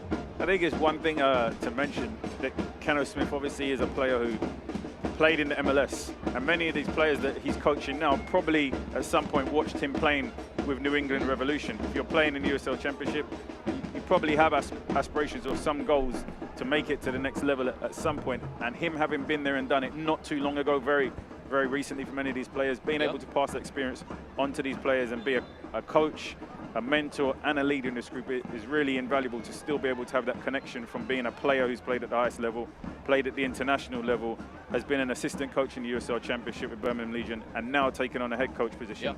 I think that whole organic experience that he's had as a player into coaching is something that the players that he works with on a daily basis will be able to take a lot of value from. When you look at the roster, you make a fine point there. There's a lot of either players who grew up in the region or at some point in time were in the New England Revolution system in their early developmental career. Rhode being one of those young players who Cano Smith maybe coached when he was a younger. Rhode then went into the New England Academy when Cano Smith was a player in the New England MLS team. So there's a natural connection between the region, some of the success of the sporting teams are in the region, some of the youth academies in the region. I think there's a naturally grown love for both the organization, the leaders, the community. It's manifested as well in some of the support that Rhode Island FC has gotten out of the gate.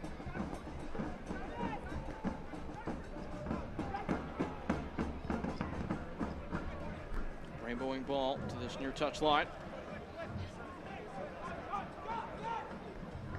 Can Loudoun really hit the throttle?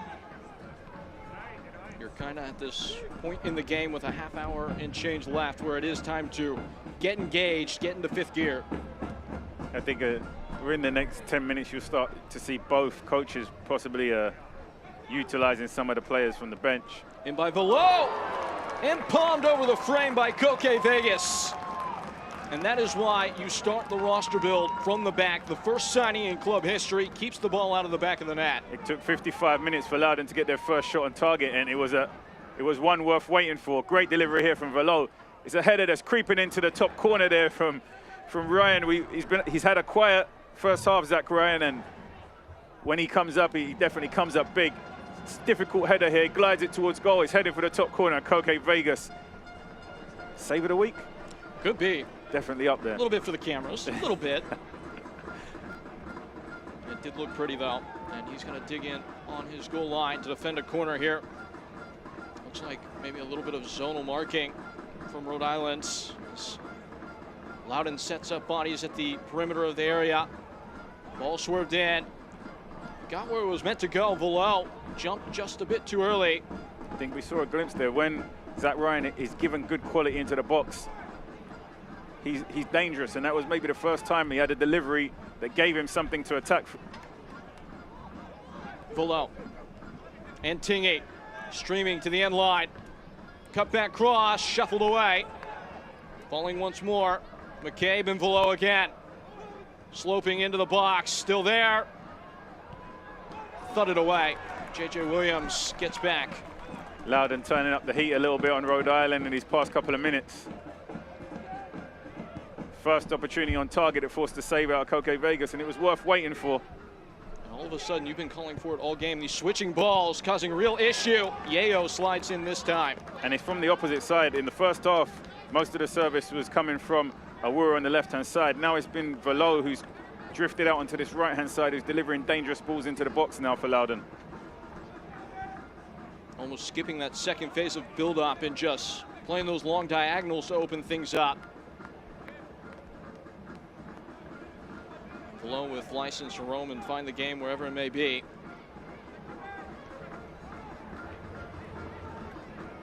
Setting for a corner kick. Without swing from Tommy McCabe.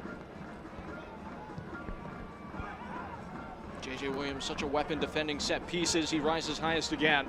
Thought Velo was going to try and hit that first time. It looked like he actually changed his mind while the ball was in the air. He latches on here and calls into action Koke Vegas, but the flag may have been up. Good one too, but finds himself offside, and a let off there for Rhode Island. Sustained pressure in the 18-yard box there for Loudoun. But beating Koke Vegas is not an easy task whatsoever. All of a sudden, a couple twitches of electricity through the Pegasuses of Loudoun United FC. Pegasuses, Pegasi, plural Pegasus. No.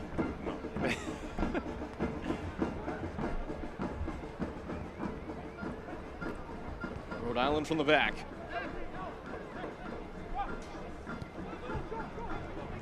All of a sudden, Loudoun willing to get in the face of their opponent. Throwing numbers forward in the press. And that's a smart switching ball. A lot of green grass over there.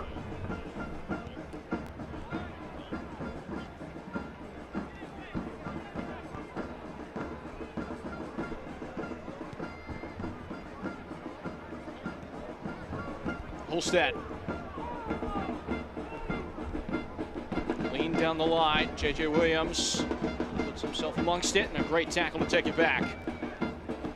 Ryan wriggles away. Rolling into the path of Velo. Options ahead of him. Velo can't play the piercing pass. Good defending there from Nodase. Just reads the flight of the ball and heads it away from danger. Abukura was on his shoulder.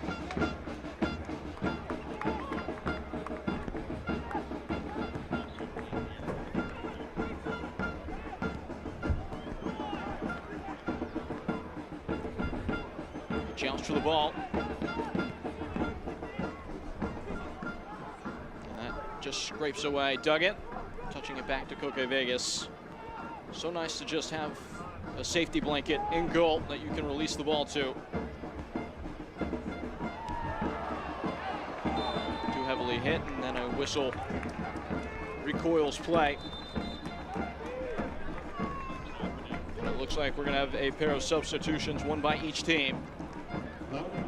Zach Ryan picked up a bit of a knock, so he will defer the captain's armband now. Looks like it's going to be Wesley Leggett who comes on, who's been a firm force in attack as well. 8 goals on the year. As he gets instructions from Florian Velo. Entering the game, number 8, Jack Panayiotou. Jack Panayiotou pulled into the game. A youngster with plenty of potential. Just up the road in Cambridge, Mass. He replaces Mark Doyle, who failed to make a sizable impact on the match. Yeah, I think, as you mentioned, Zach Ryan getting a knock.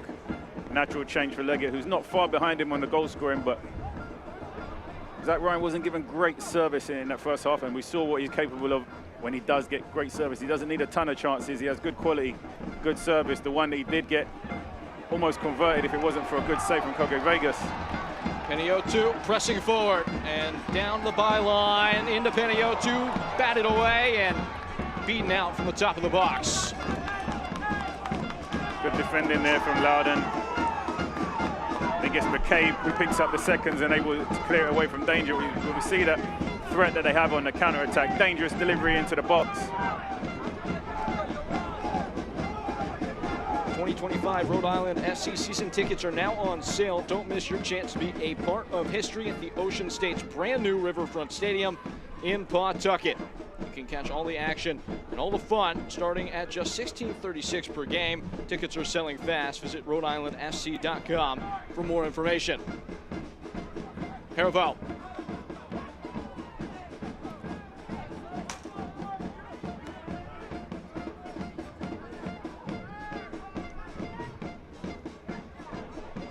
Panayiotou. He just got stuck in right away. Smart there from Abukura. He slid in and he pulled his legs back, knowing that he was already on a yellow card there. Had he left his legs in, I think he would have got his marching orders, but smart of him to pull his legs away. Slung wide. Dug in. Odarse. Yeo.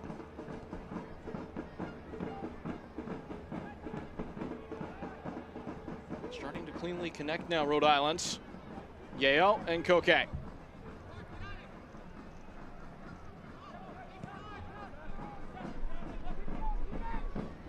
Chest it down. Panayiotou couldn't put himself on top of the second ball. And a skillful dummy from Awua. Whether he meant it or not does not matter as he plays downfield. Ooh. Leggett steps right on the ball. Abukura. Options arriving. Velo bending in. And just ducked away. Still in the field of play. Rhode Island will have to be content and settle for a corner kick coming. Moment there, poor defending from Rhode Island there. Yeo misses the first one. The ball gets him behind. Leggett just wasn't aware for it. The ball's bobbling around. Headers opportunity to clear it again and ends up going out for a corner kick. Third of the match for Loudoun. I believe all coming in this half. McCabe preparing himself.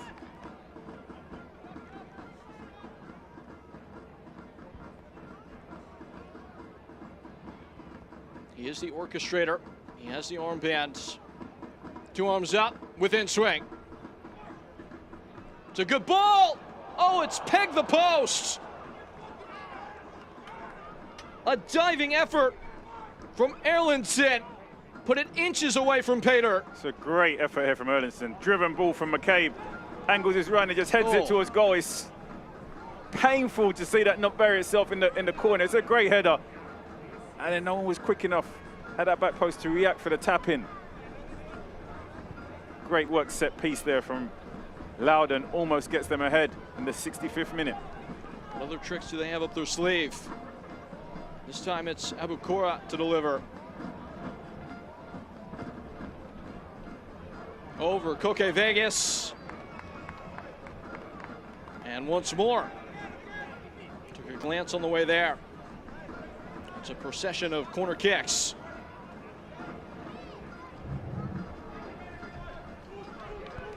McCabe drawing it up in the dirt, barking out orders.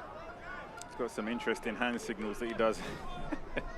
Interesting hand signals before he delivers the ball. Hey, communication is key. Two hands up. Daggered into the back post.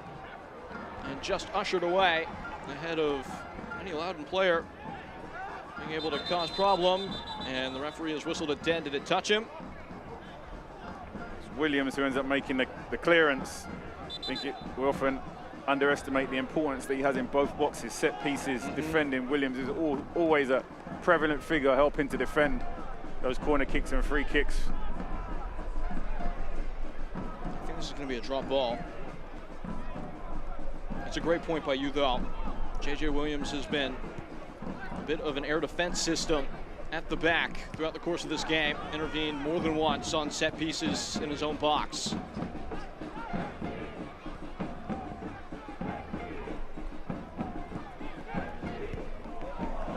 Stabbed away.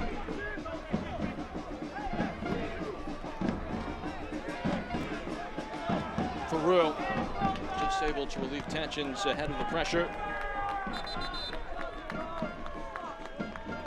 Ryan Martin prepares a change. Loudoun sit back and prepare to take on this throw incoming. It looks like that change is being made. Lukura is relieved on coming. Here's it's going to be Tommy Williamson. So an out-and-out number 9 for a technical creator. As we spoke about approaching these last 30 minutes of the game, both teams will start to tinker with the formation and personnel a little bit in order of either just freshening legs a little bit, tactical changes, or going in pursuit of that go-ahead goal. Loudoun can only make one more substitution.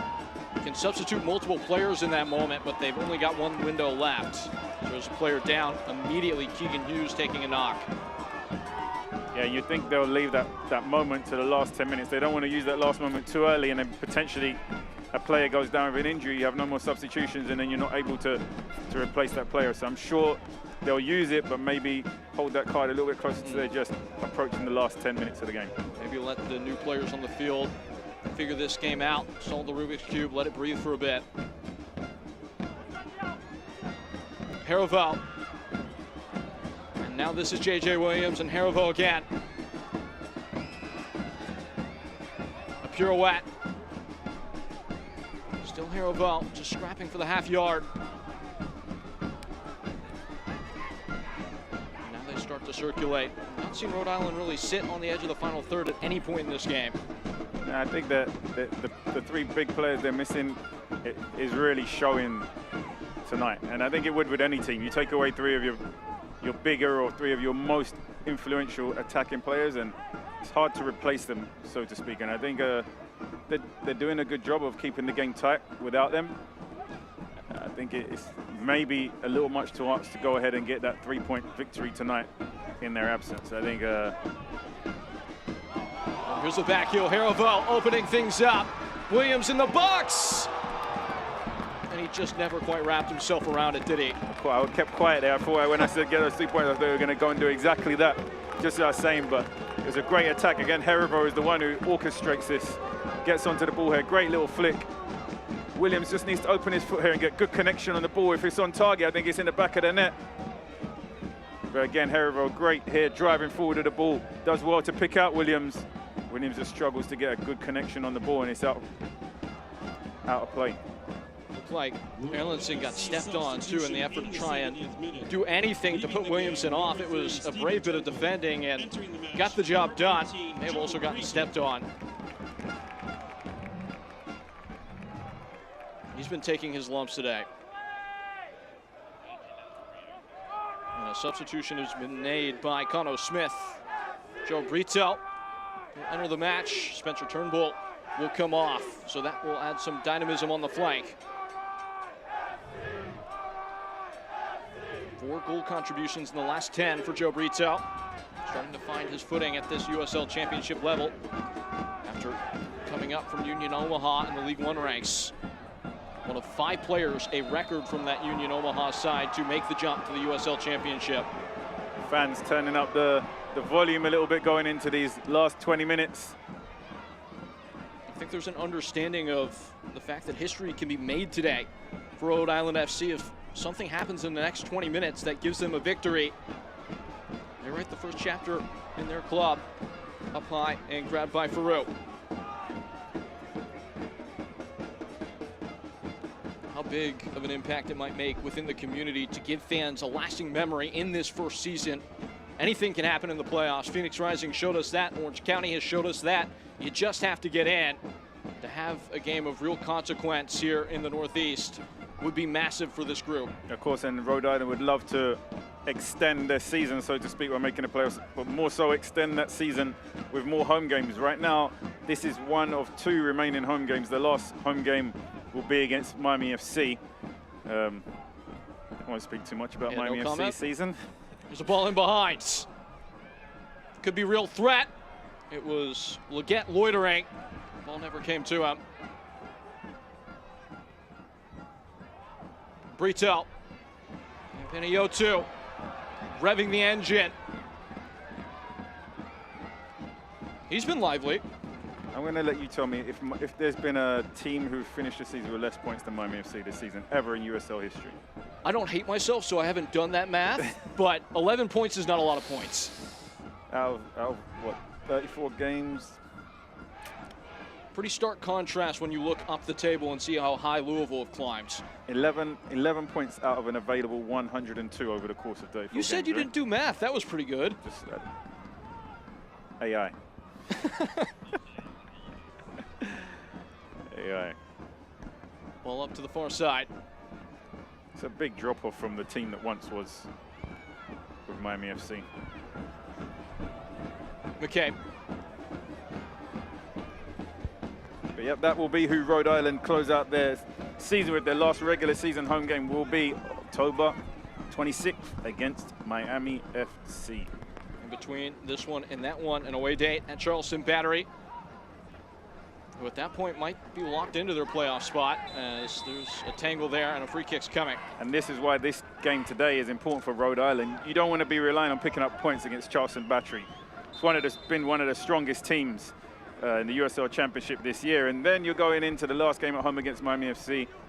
Yes, you may be optimistic, but I'm sure you'd rather take care of business tonight than be reliant on those last 2 games. Because Miami FC, there's nothing worse than a team that has nothing to lose. And I think we could definitely agree that at this phase of the season, Miami FC have nothing to lose. The remaining players are probably playing for sure for their contracts where they are, for contracts with other teams. So the most dangerous opponent is one that doesn't have anything to lose. So that's not a given, so to speak, despite only picking up 11 points over the course of the season. That might be a more difficult fixture than you might envision. All right, what does the AI tell you Loudoun should do on this free kick? Whipped in delivery. In between the space of the 6-yard box and the penalty spot. Not quite sure who your target's going to be. But put it in a dangerous area, leave it there for them to attack. Into the mix by McCabe, and just darted away. Probably a little bit too low. He wants to whip that above and behind the defense and give it space for the attackers to attack the ball, but probably mishit that. A little bit too low, a little bit too near the near post. Fairly straightforward for Rhode Island to defend. Loudoun have come close on a couple corners in this half. Can they spike the heart rate again? McCabe with his hand gestures. Hatching his plan. Probably shouldn't give them away, huh?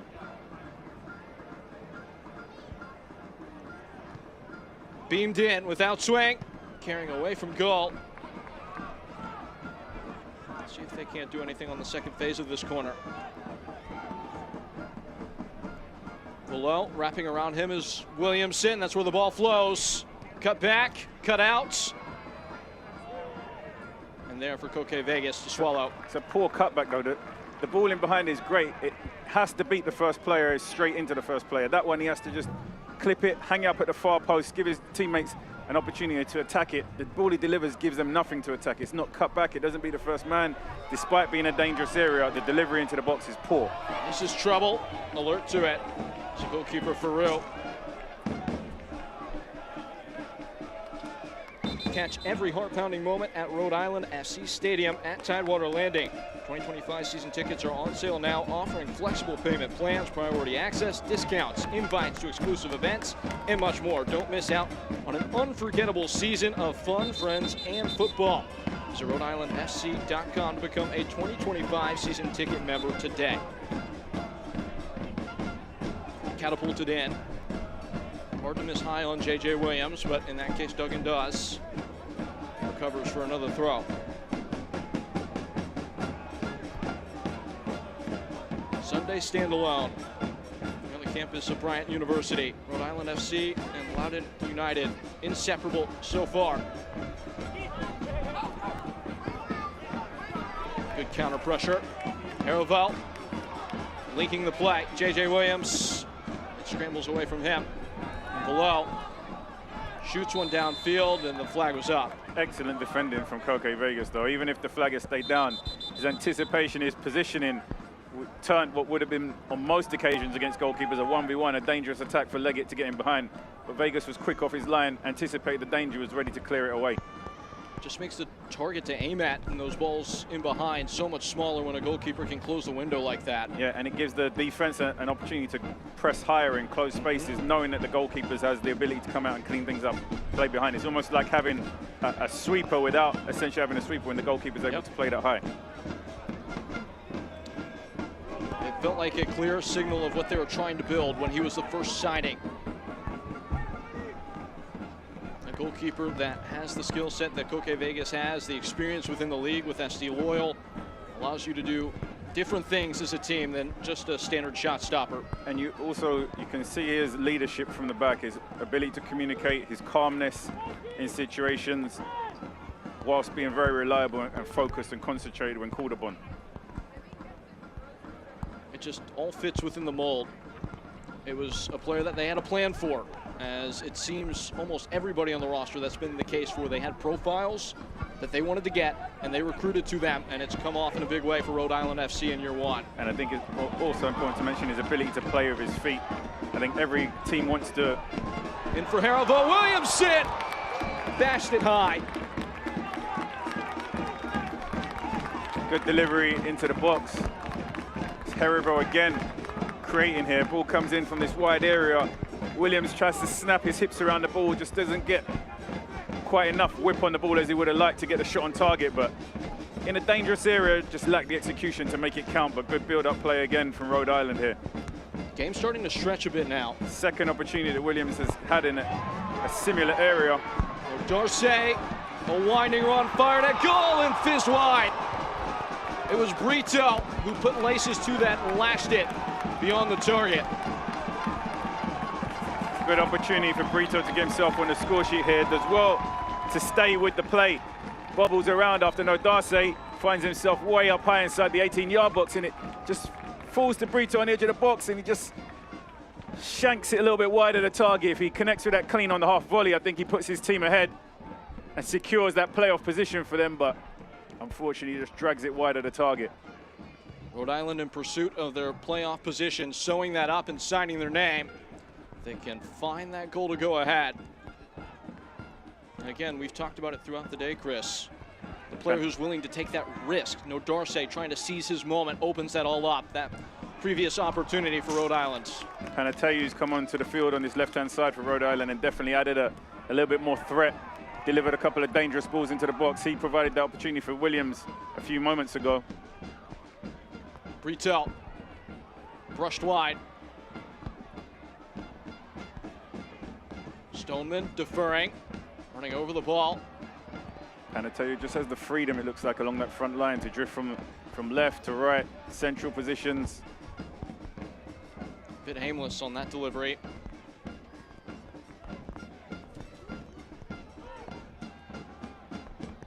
Williamson.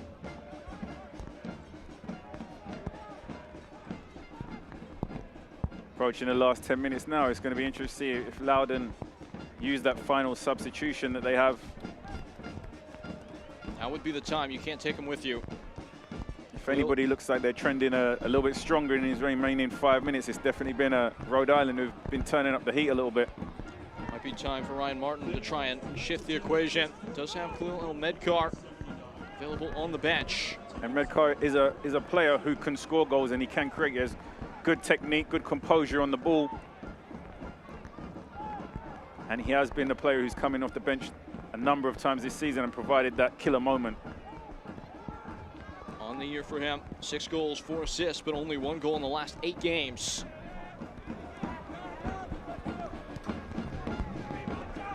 Probably was it one of the games that they won? I don't have the answer for one you of the 2 games that they right won? now immediately, but we can get the research team on that. I can tell you that the mark is 5-3-1 in matches in which he has a goal contribution this year, so it's a safe bet. Let me see, Miami FC. Was it against Miami FC? We'll get our people on it. Let me check my... And you too. Well, you work on that. Rhode Island FC cast their attention on the target. Toward the byline. High cross over the head of Williams. He gets it back in. Falling at the top of the area. Ibarra, it's blocked. And no Darcy. Starting to put their foot on the chest of the opponent, Rhode Island FC. Penayotu. And just about dug away. Loudoun 4, Miami FC 1. Khalil Medkar, 66th minute, 76th minute, 4-1 win. There you have it.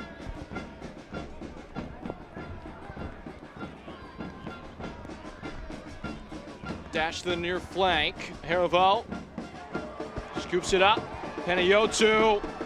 Ibarra starting to pull this shape apart. Rhode Island FC. Duggan's cross. With conviction, it swerved away. Game opening up now for both teams. A little bit more urgency, knowing we're going into the final 10 minutes. The opportunity to steal those 3 points now. It was a fairly cagey affair up to this point. Neither team willing to give much away.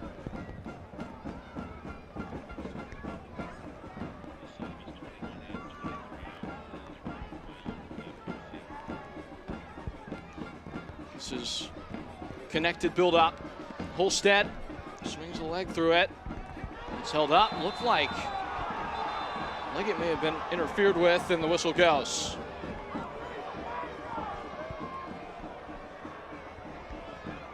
As the rain starts to really fall.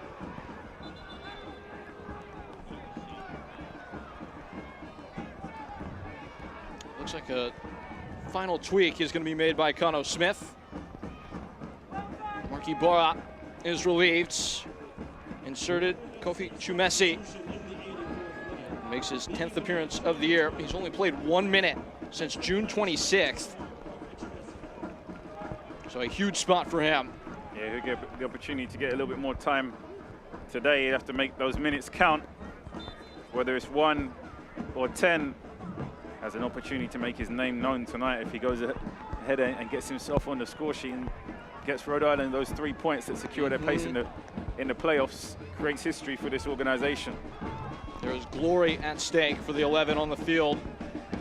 Presenting side from Rhode Island's. Grab hold of the ball. Penayotu. Plushly into the area.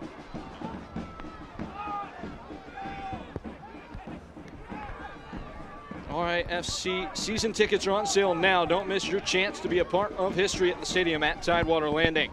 Season tickets are now available starting at just $16.36 per game. Visit RhodeIslandSC.com to learn more and get on board.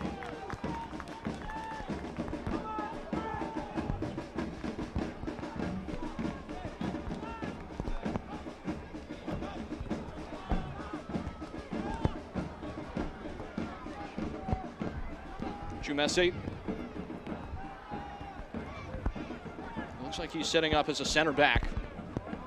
Harival just able to get it wide, keep the ball with Rhode Island FC, who feel like they've been on the ball for the last 20 minutes.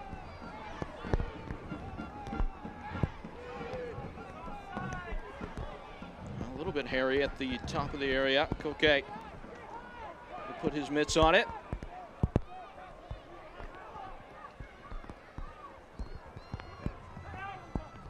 Funnel wide. Penayotu. Firm control. And then rainbowed in behind. Duggan. Williamson's ahead of him. And scraped out for a corner. J.J. Williams, I beg your pardon.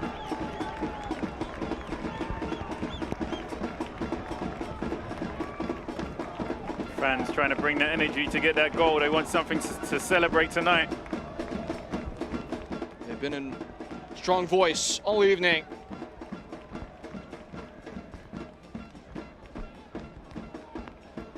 Outswinging corner here, coming from Panayotu. Set to provide without swing. And Harival. Panayotu steams in towards the box, stings one in. It's knotted away. Holstead. And Koke, who joins the ensemble in attack, flushing a ball downfield. And then scoop down the touchline. Something to chase. Tommy Williamson. And Holstead provides the cover. Good defending there from Holstead.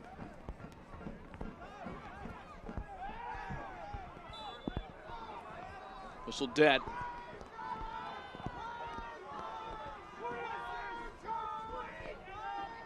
A good picture of how hard the rain is now falling. The good news is if the result remains as it is, both teams still live to fight another day with their playoff aspirations still alive. It's a tough stretch to close for Loudoun United. Home tie with Pittsburgh Riverhounds. That's a 6-pointer. That might as well be a 9-pointer coming up next match week. And then away at Charleston Battery, which that could be a double-edged sword. Battery in a position where they might be in a place to rotate, having sealed up the second seed, unable to go higher or lower at that stage.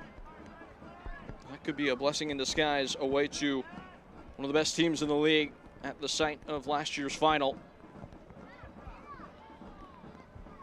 So cluttered at the basements of the Eastern Conference playoff standing. It was Skundrich who was down.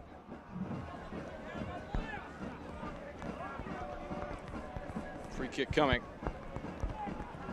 If the result holds as it is, Rhode Island would actually jump up one position from where they started the evening, up into 5th from 6th position, 1 point ahead of Tampa Bay Rowdies. Loudoun would remain in the same position, however, they would be tied with 4 teams above them.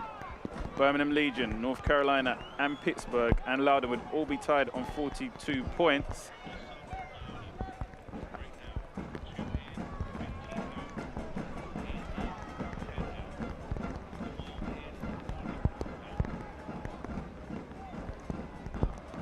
And it looks like waiting to make that moment of substitution, and doing so is Loudoun United. Bidwa has come in. Elmedkar has come in. Velo has exited. Also looks like Isaiah Johnston will enter the match as well. So that is really letting everything you've got left go here in this final stage, Ryan Martin.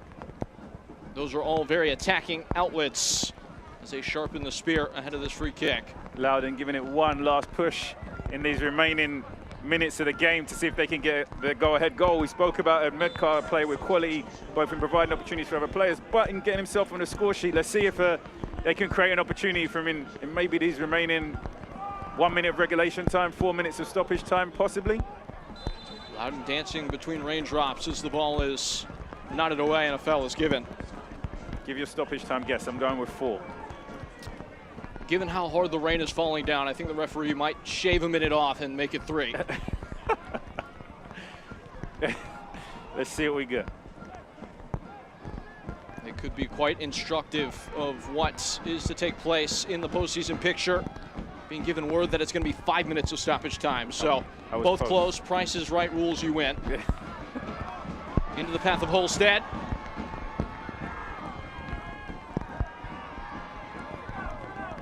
Still 5 minutes to play. That's plenty of time for more opportunities.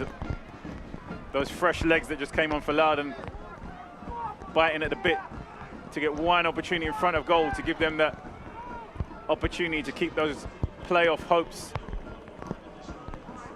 to keep the candle lit just a little bit stronger, rolling into those last 2 games of the season. Clipped along, knotted down, Panayotu.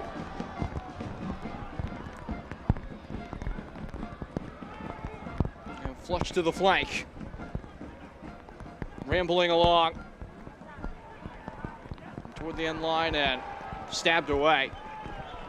I think, in retrospect, to come away to Rhode Island, given the way that they performed at home this season, given the form that they've been on, and pick up a point, is probably more of a positive than a negative for Loudoun. I think maybe earlier on in the season, they would be disappointed not to take 3. I think given the way that this Rhode Island team's performed, the form that they've been in, picking up a point away at Rhode Island is perceived to be a good result, given how strong this team's been. Only lost 2 games at home this year.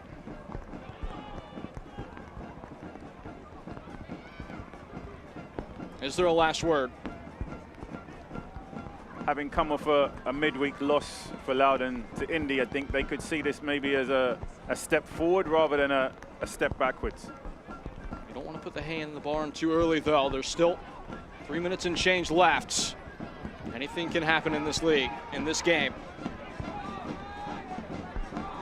You have to give Williams credit. He's ran from the first minute to the last minute. Even now in the 91st minute, he's still putting pressure, running forward, closing down the goalkeeper. Strong tackle there from Herero in the middle of the park. Needed to be 2. It looked like they were starting to play through lines, and Loudoun continues. Dogged and undaunted into the box. And a brilliant tackle by Grant Stoneman. Second ball. Knocked off course. Fired at goal and beat in away by Koke Vegas. Great strike there from Tingy, bringing out the best from Vegas, but I think it's El Medcar here who's making them tick through the middle of the park. 1-2s, runs in behind. Great tackle here, as you mentioned, from Stoneman, and then some brilliant goalkeeping from Koke Vegas. Keeps Rhode Island at 0-0 with less than 3 minutes to remaining in the game. Without swing. And a calm claim from Koke Vegas. The Spaniard not to be sped up. Some brilliant defending, some brilliant goalkeeping, protecting Rhode Island's clean sheet so far in tonight's game.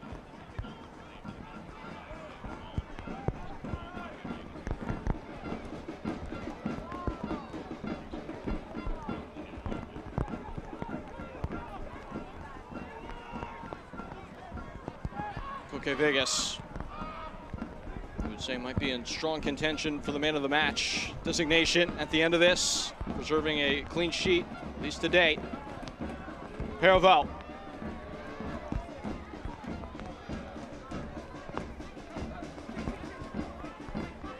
Vegas definitely lives up to the name, putting on quite a show tonight. Not Las Vegas, Koke Vegas. Very important in protecting his team's clean sheet tonight. Jabbed along, that's a great ball. Penio 2, lines one up, lifts one, all the way across the box, still in. Toward the final minute. And chomped away, it's a corner coming. Dangerous, the last thing you want to see in the remaining 60 seconds of the game is the opportunity to deliver a dangerous corner kick into the box. You have no Darcy, who's a big frame. You have Duggan, who's a big frame. You have Williams, who's a big target. You have Tumasi, who's coming. I'm surprised we're not seeing Koke Vegas make his way into the box also. Can the Tides turn it at the last? Before anything can happen, whistle ends play. I'll be interested to see if the referee allows him to retake this corner kick or if he's given Loudoun the free kick. Looks like that will be the case. Everybody remaining up in the box. Sometimes these stoppages can make players lose concentration, lose focus, and this is when mistakes can be made. Especially with 3 Loudoun players having just subbed on not more than 10 minutes ago. Got to be switched on here. Into the box. A shove at the edge of the 6. The referee says get on with it. Brilliant defensive header there from Loudoun. They've defended well. We expected this to be a tight affair, and from that aspect, we've not been let down. Loudoun, we spoke about the games that they lost have been by very tight margins, but they've defended well against Rhode Island tonight. On the spin, we're past the 5 minutes given. There have been stoppages in stoppage time. A look at the watch for Jeremy Shear, and that will do it. Scoreless and inseparable between 2 desperate teams to get all 3 points. Loudoun United and Rhode Island FC 0-0 at the end of 90. We did have a few people predict that this would be a 0-0 result. I won't tell you who they are, but they did turn out to be right. I expected to see goals. Rhode Island have been pretty dangerous at home, but as we mentioned, they're missing a number of their attacking threats tonight. Still keep their playoff hopes alive. Both of these teams still in contention of making the playoffs. Could have been a little bit easier. I'd even picked up 3 points tonight, but a very cagey affair going into the remaining 2 games of the season. They'll have to wait till next year to see the first goal scored between Loudoun and Rhode Island FC, and that is in large part to do with the man of the match today, Koke Vegas. Yeah, it was definitely a Koke Vegas show tonight for Rhode Island. Came up massive in a number of saves, but his composure, his calmness, his ability to play out from the back, his leadership skills, I think was very much on display for a large portion of this game, and he had a couple of moments that were tremendous for Rhode Island. Just so sturdy in net. As we take a look back at the save of the game, once more provided by, of course, Koke Vegas. Great delivery here from Velo. Ryan gets his header on target here, edging for the top corner, and Vegas tips this one over the crossbar with his fingernails, protecting his team's clean sheet. Had to have it. That looked like it might be the looping moment in which Loudoun found a way to go in front. And here is the play of the game. Another save from Koke Vegas. That might be the brightest instant throughout the course of this contest. Stinging shot here from Tingy, and Vegas again well positioned. Makes the save look easy, but it's all about his positioning, his timing in, pushes it away, keeps his team in the game. What a match that was. That brought to you by Rhode Island Energy. Koke Vegas, what a day for him. Rhode Island FC, what a game for them. Centerville brought you the save of the day. He brought the single point back for Rhode Island today. Yeah, it's always important to have a good goalkeeper. I think behind every successful team is a strong goalkeeper, and Koke Vegas has been a rock for Rhode Island this season. So much to figure out over the next 2 games. Neither side able to cement anything about their future. It's scoreless, the final score between Rhode Island FC and Loudoun United. Put a bow on it when we come back.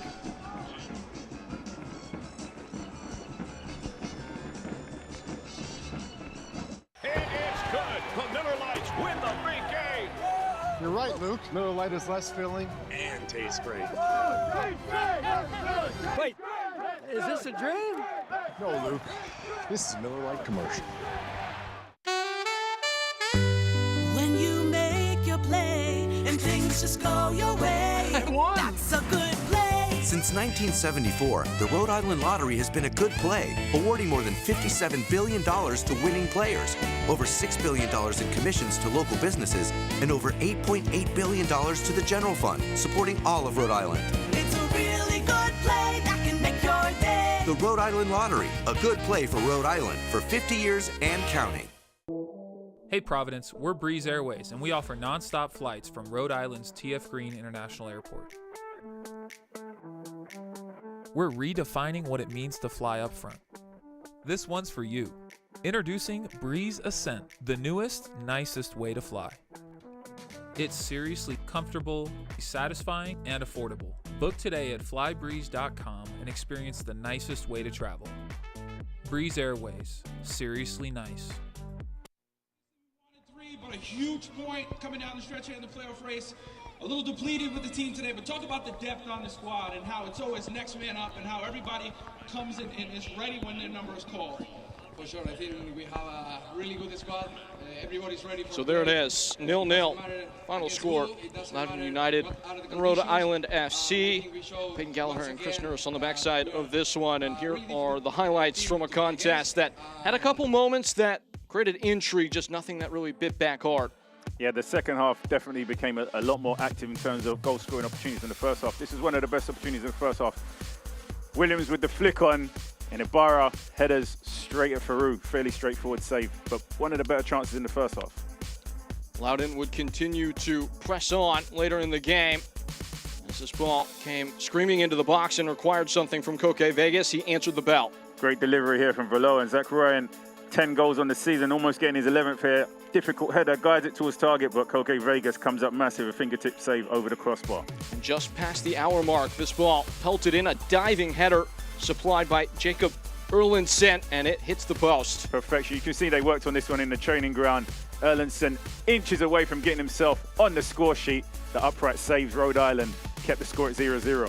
Approaching the closing call now, it would be Rhode Island on the front foot. Panayotou came into the game and created some havoc. This time, J.J. Williams just sending it over the bar. Panayotou with the delivery from the left-hand side here. And Williams does well, positions himself well, just unable to get his hips around the ball and get the ball on target. But dangerous opportunity there for Rhode Island. That was probably the best look of the match for Rhode Island FC. On to the 92nd minute. It would be Loudoun United again, and once more, Koke Vegas. Tingy with a stinging shot, but Koke Vegas well positioned to parry this one away from goal. Protects Rhode Island's clean sheet. Both teams leaving with 1 point. And that would be all she wrote. Full-time stats, anything jump out at you? I think the second half balanced off a little bit. You saw the possession numbers come down from the disparity that you had in the first half. Both teams managing 2 shots on target, 0-0. I think it was a very cagey affair. I think it was a fair distribution of points in the end. I think Rhode Island obviously missing a number of key players that have a significantly important role in their attack. They live to fight another day. They have a hard fixture coming up against Charleston and Miami FC to finish off, which isn't their given. As we spoke about, the most dangerous opponent is one that has nothing to lose. So interesting to see how both of these teams figure out the remaining points for the remainder of the season. And here is the framework of these final couple games. As you can see, Rhode Island FC had the chance to clinch today.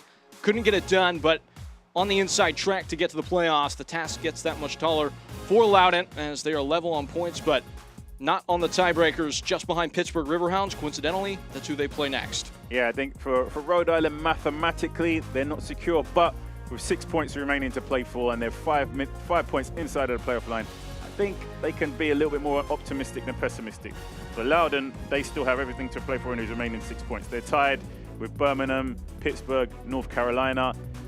2 huge games remaining for them. They're going to need to pick up those 6 points in order to secure the points in the playoff. Of course, Birmingham can leapfrog the whole pack if they use that game in hand against Las Vegas coming up here at 6 p.m. Eastern. Get a win, they would jump that group. Final score presented by High Bar Physical Therapy, the official physical therapy partner of RIFC. The highbarhealth.com today. That's where you can visit, begin your journey to feeling better, moving freely, and living fully. Living fully, maybe not the operative phrase for Rhode Island FC and Loudoun United FC as it finishes square. We step aside, folks. Thanks for being with us. We'll talk to you soon.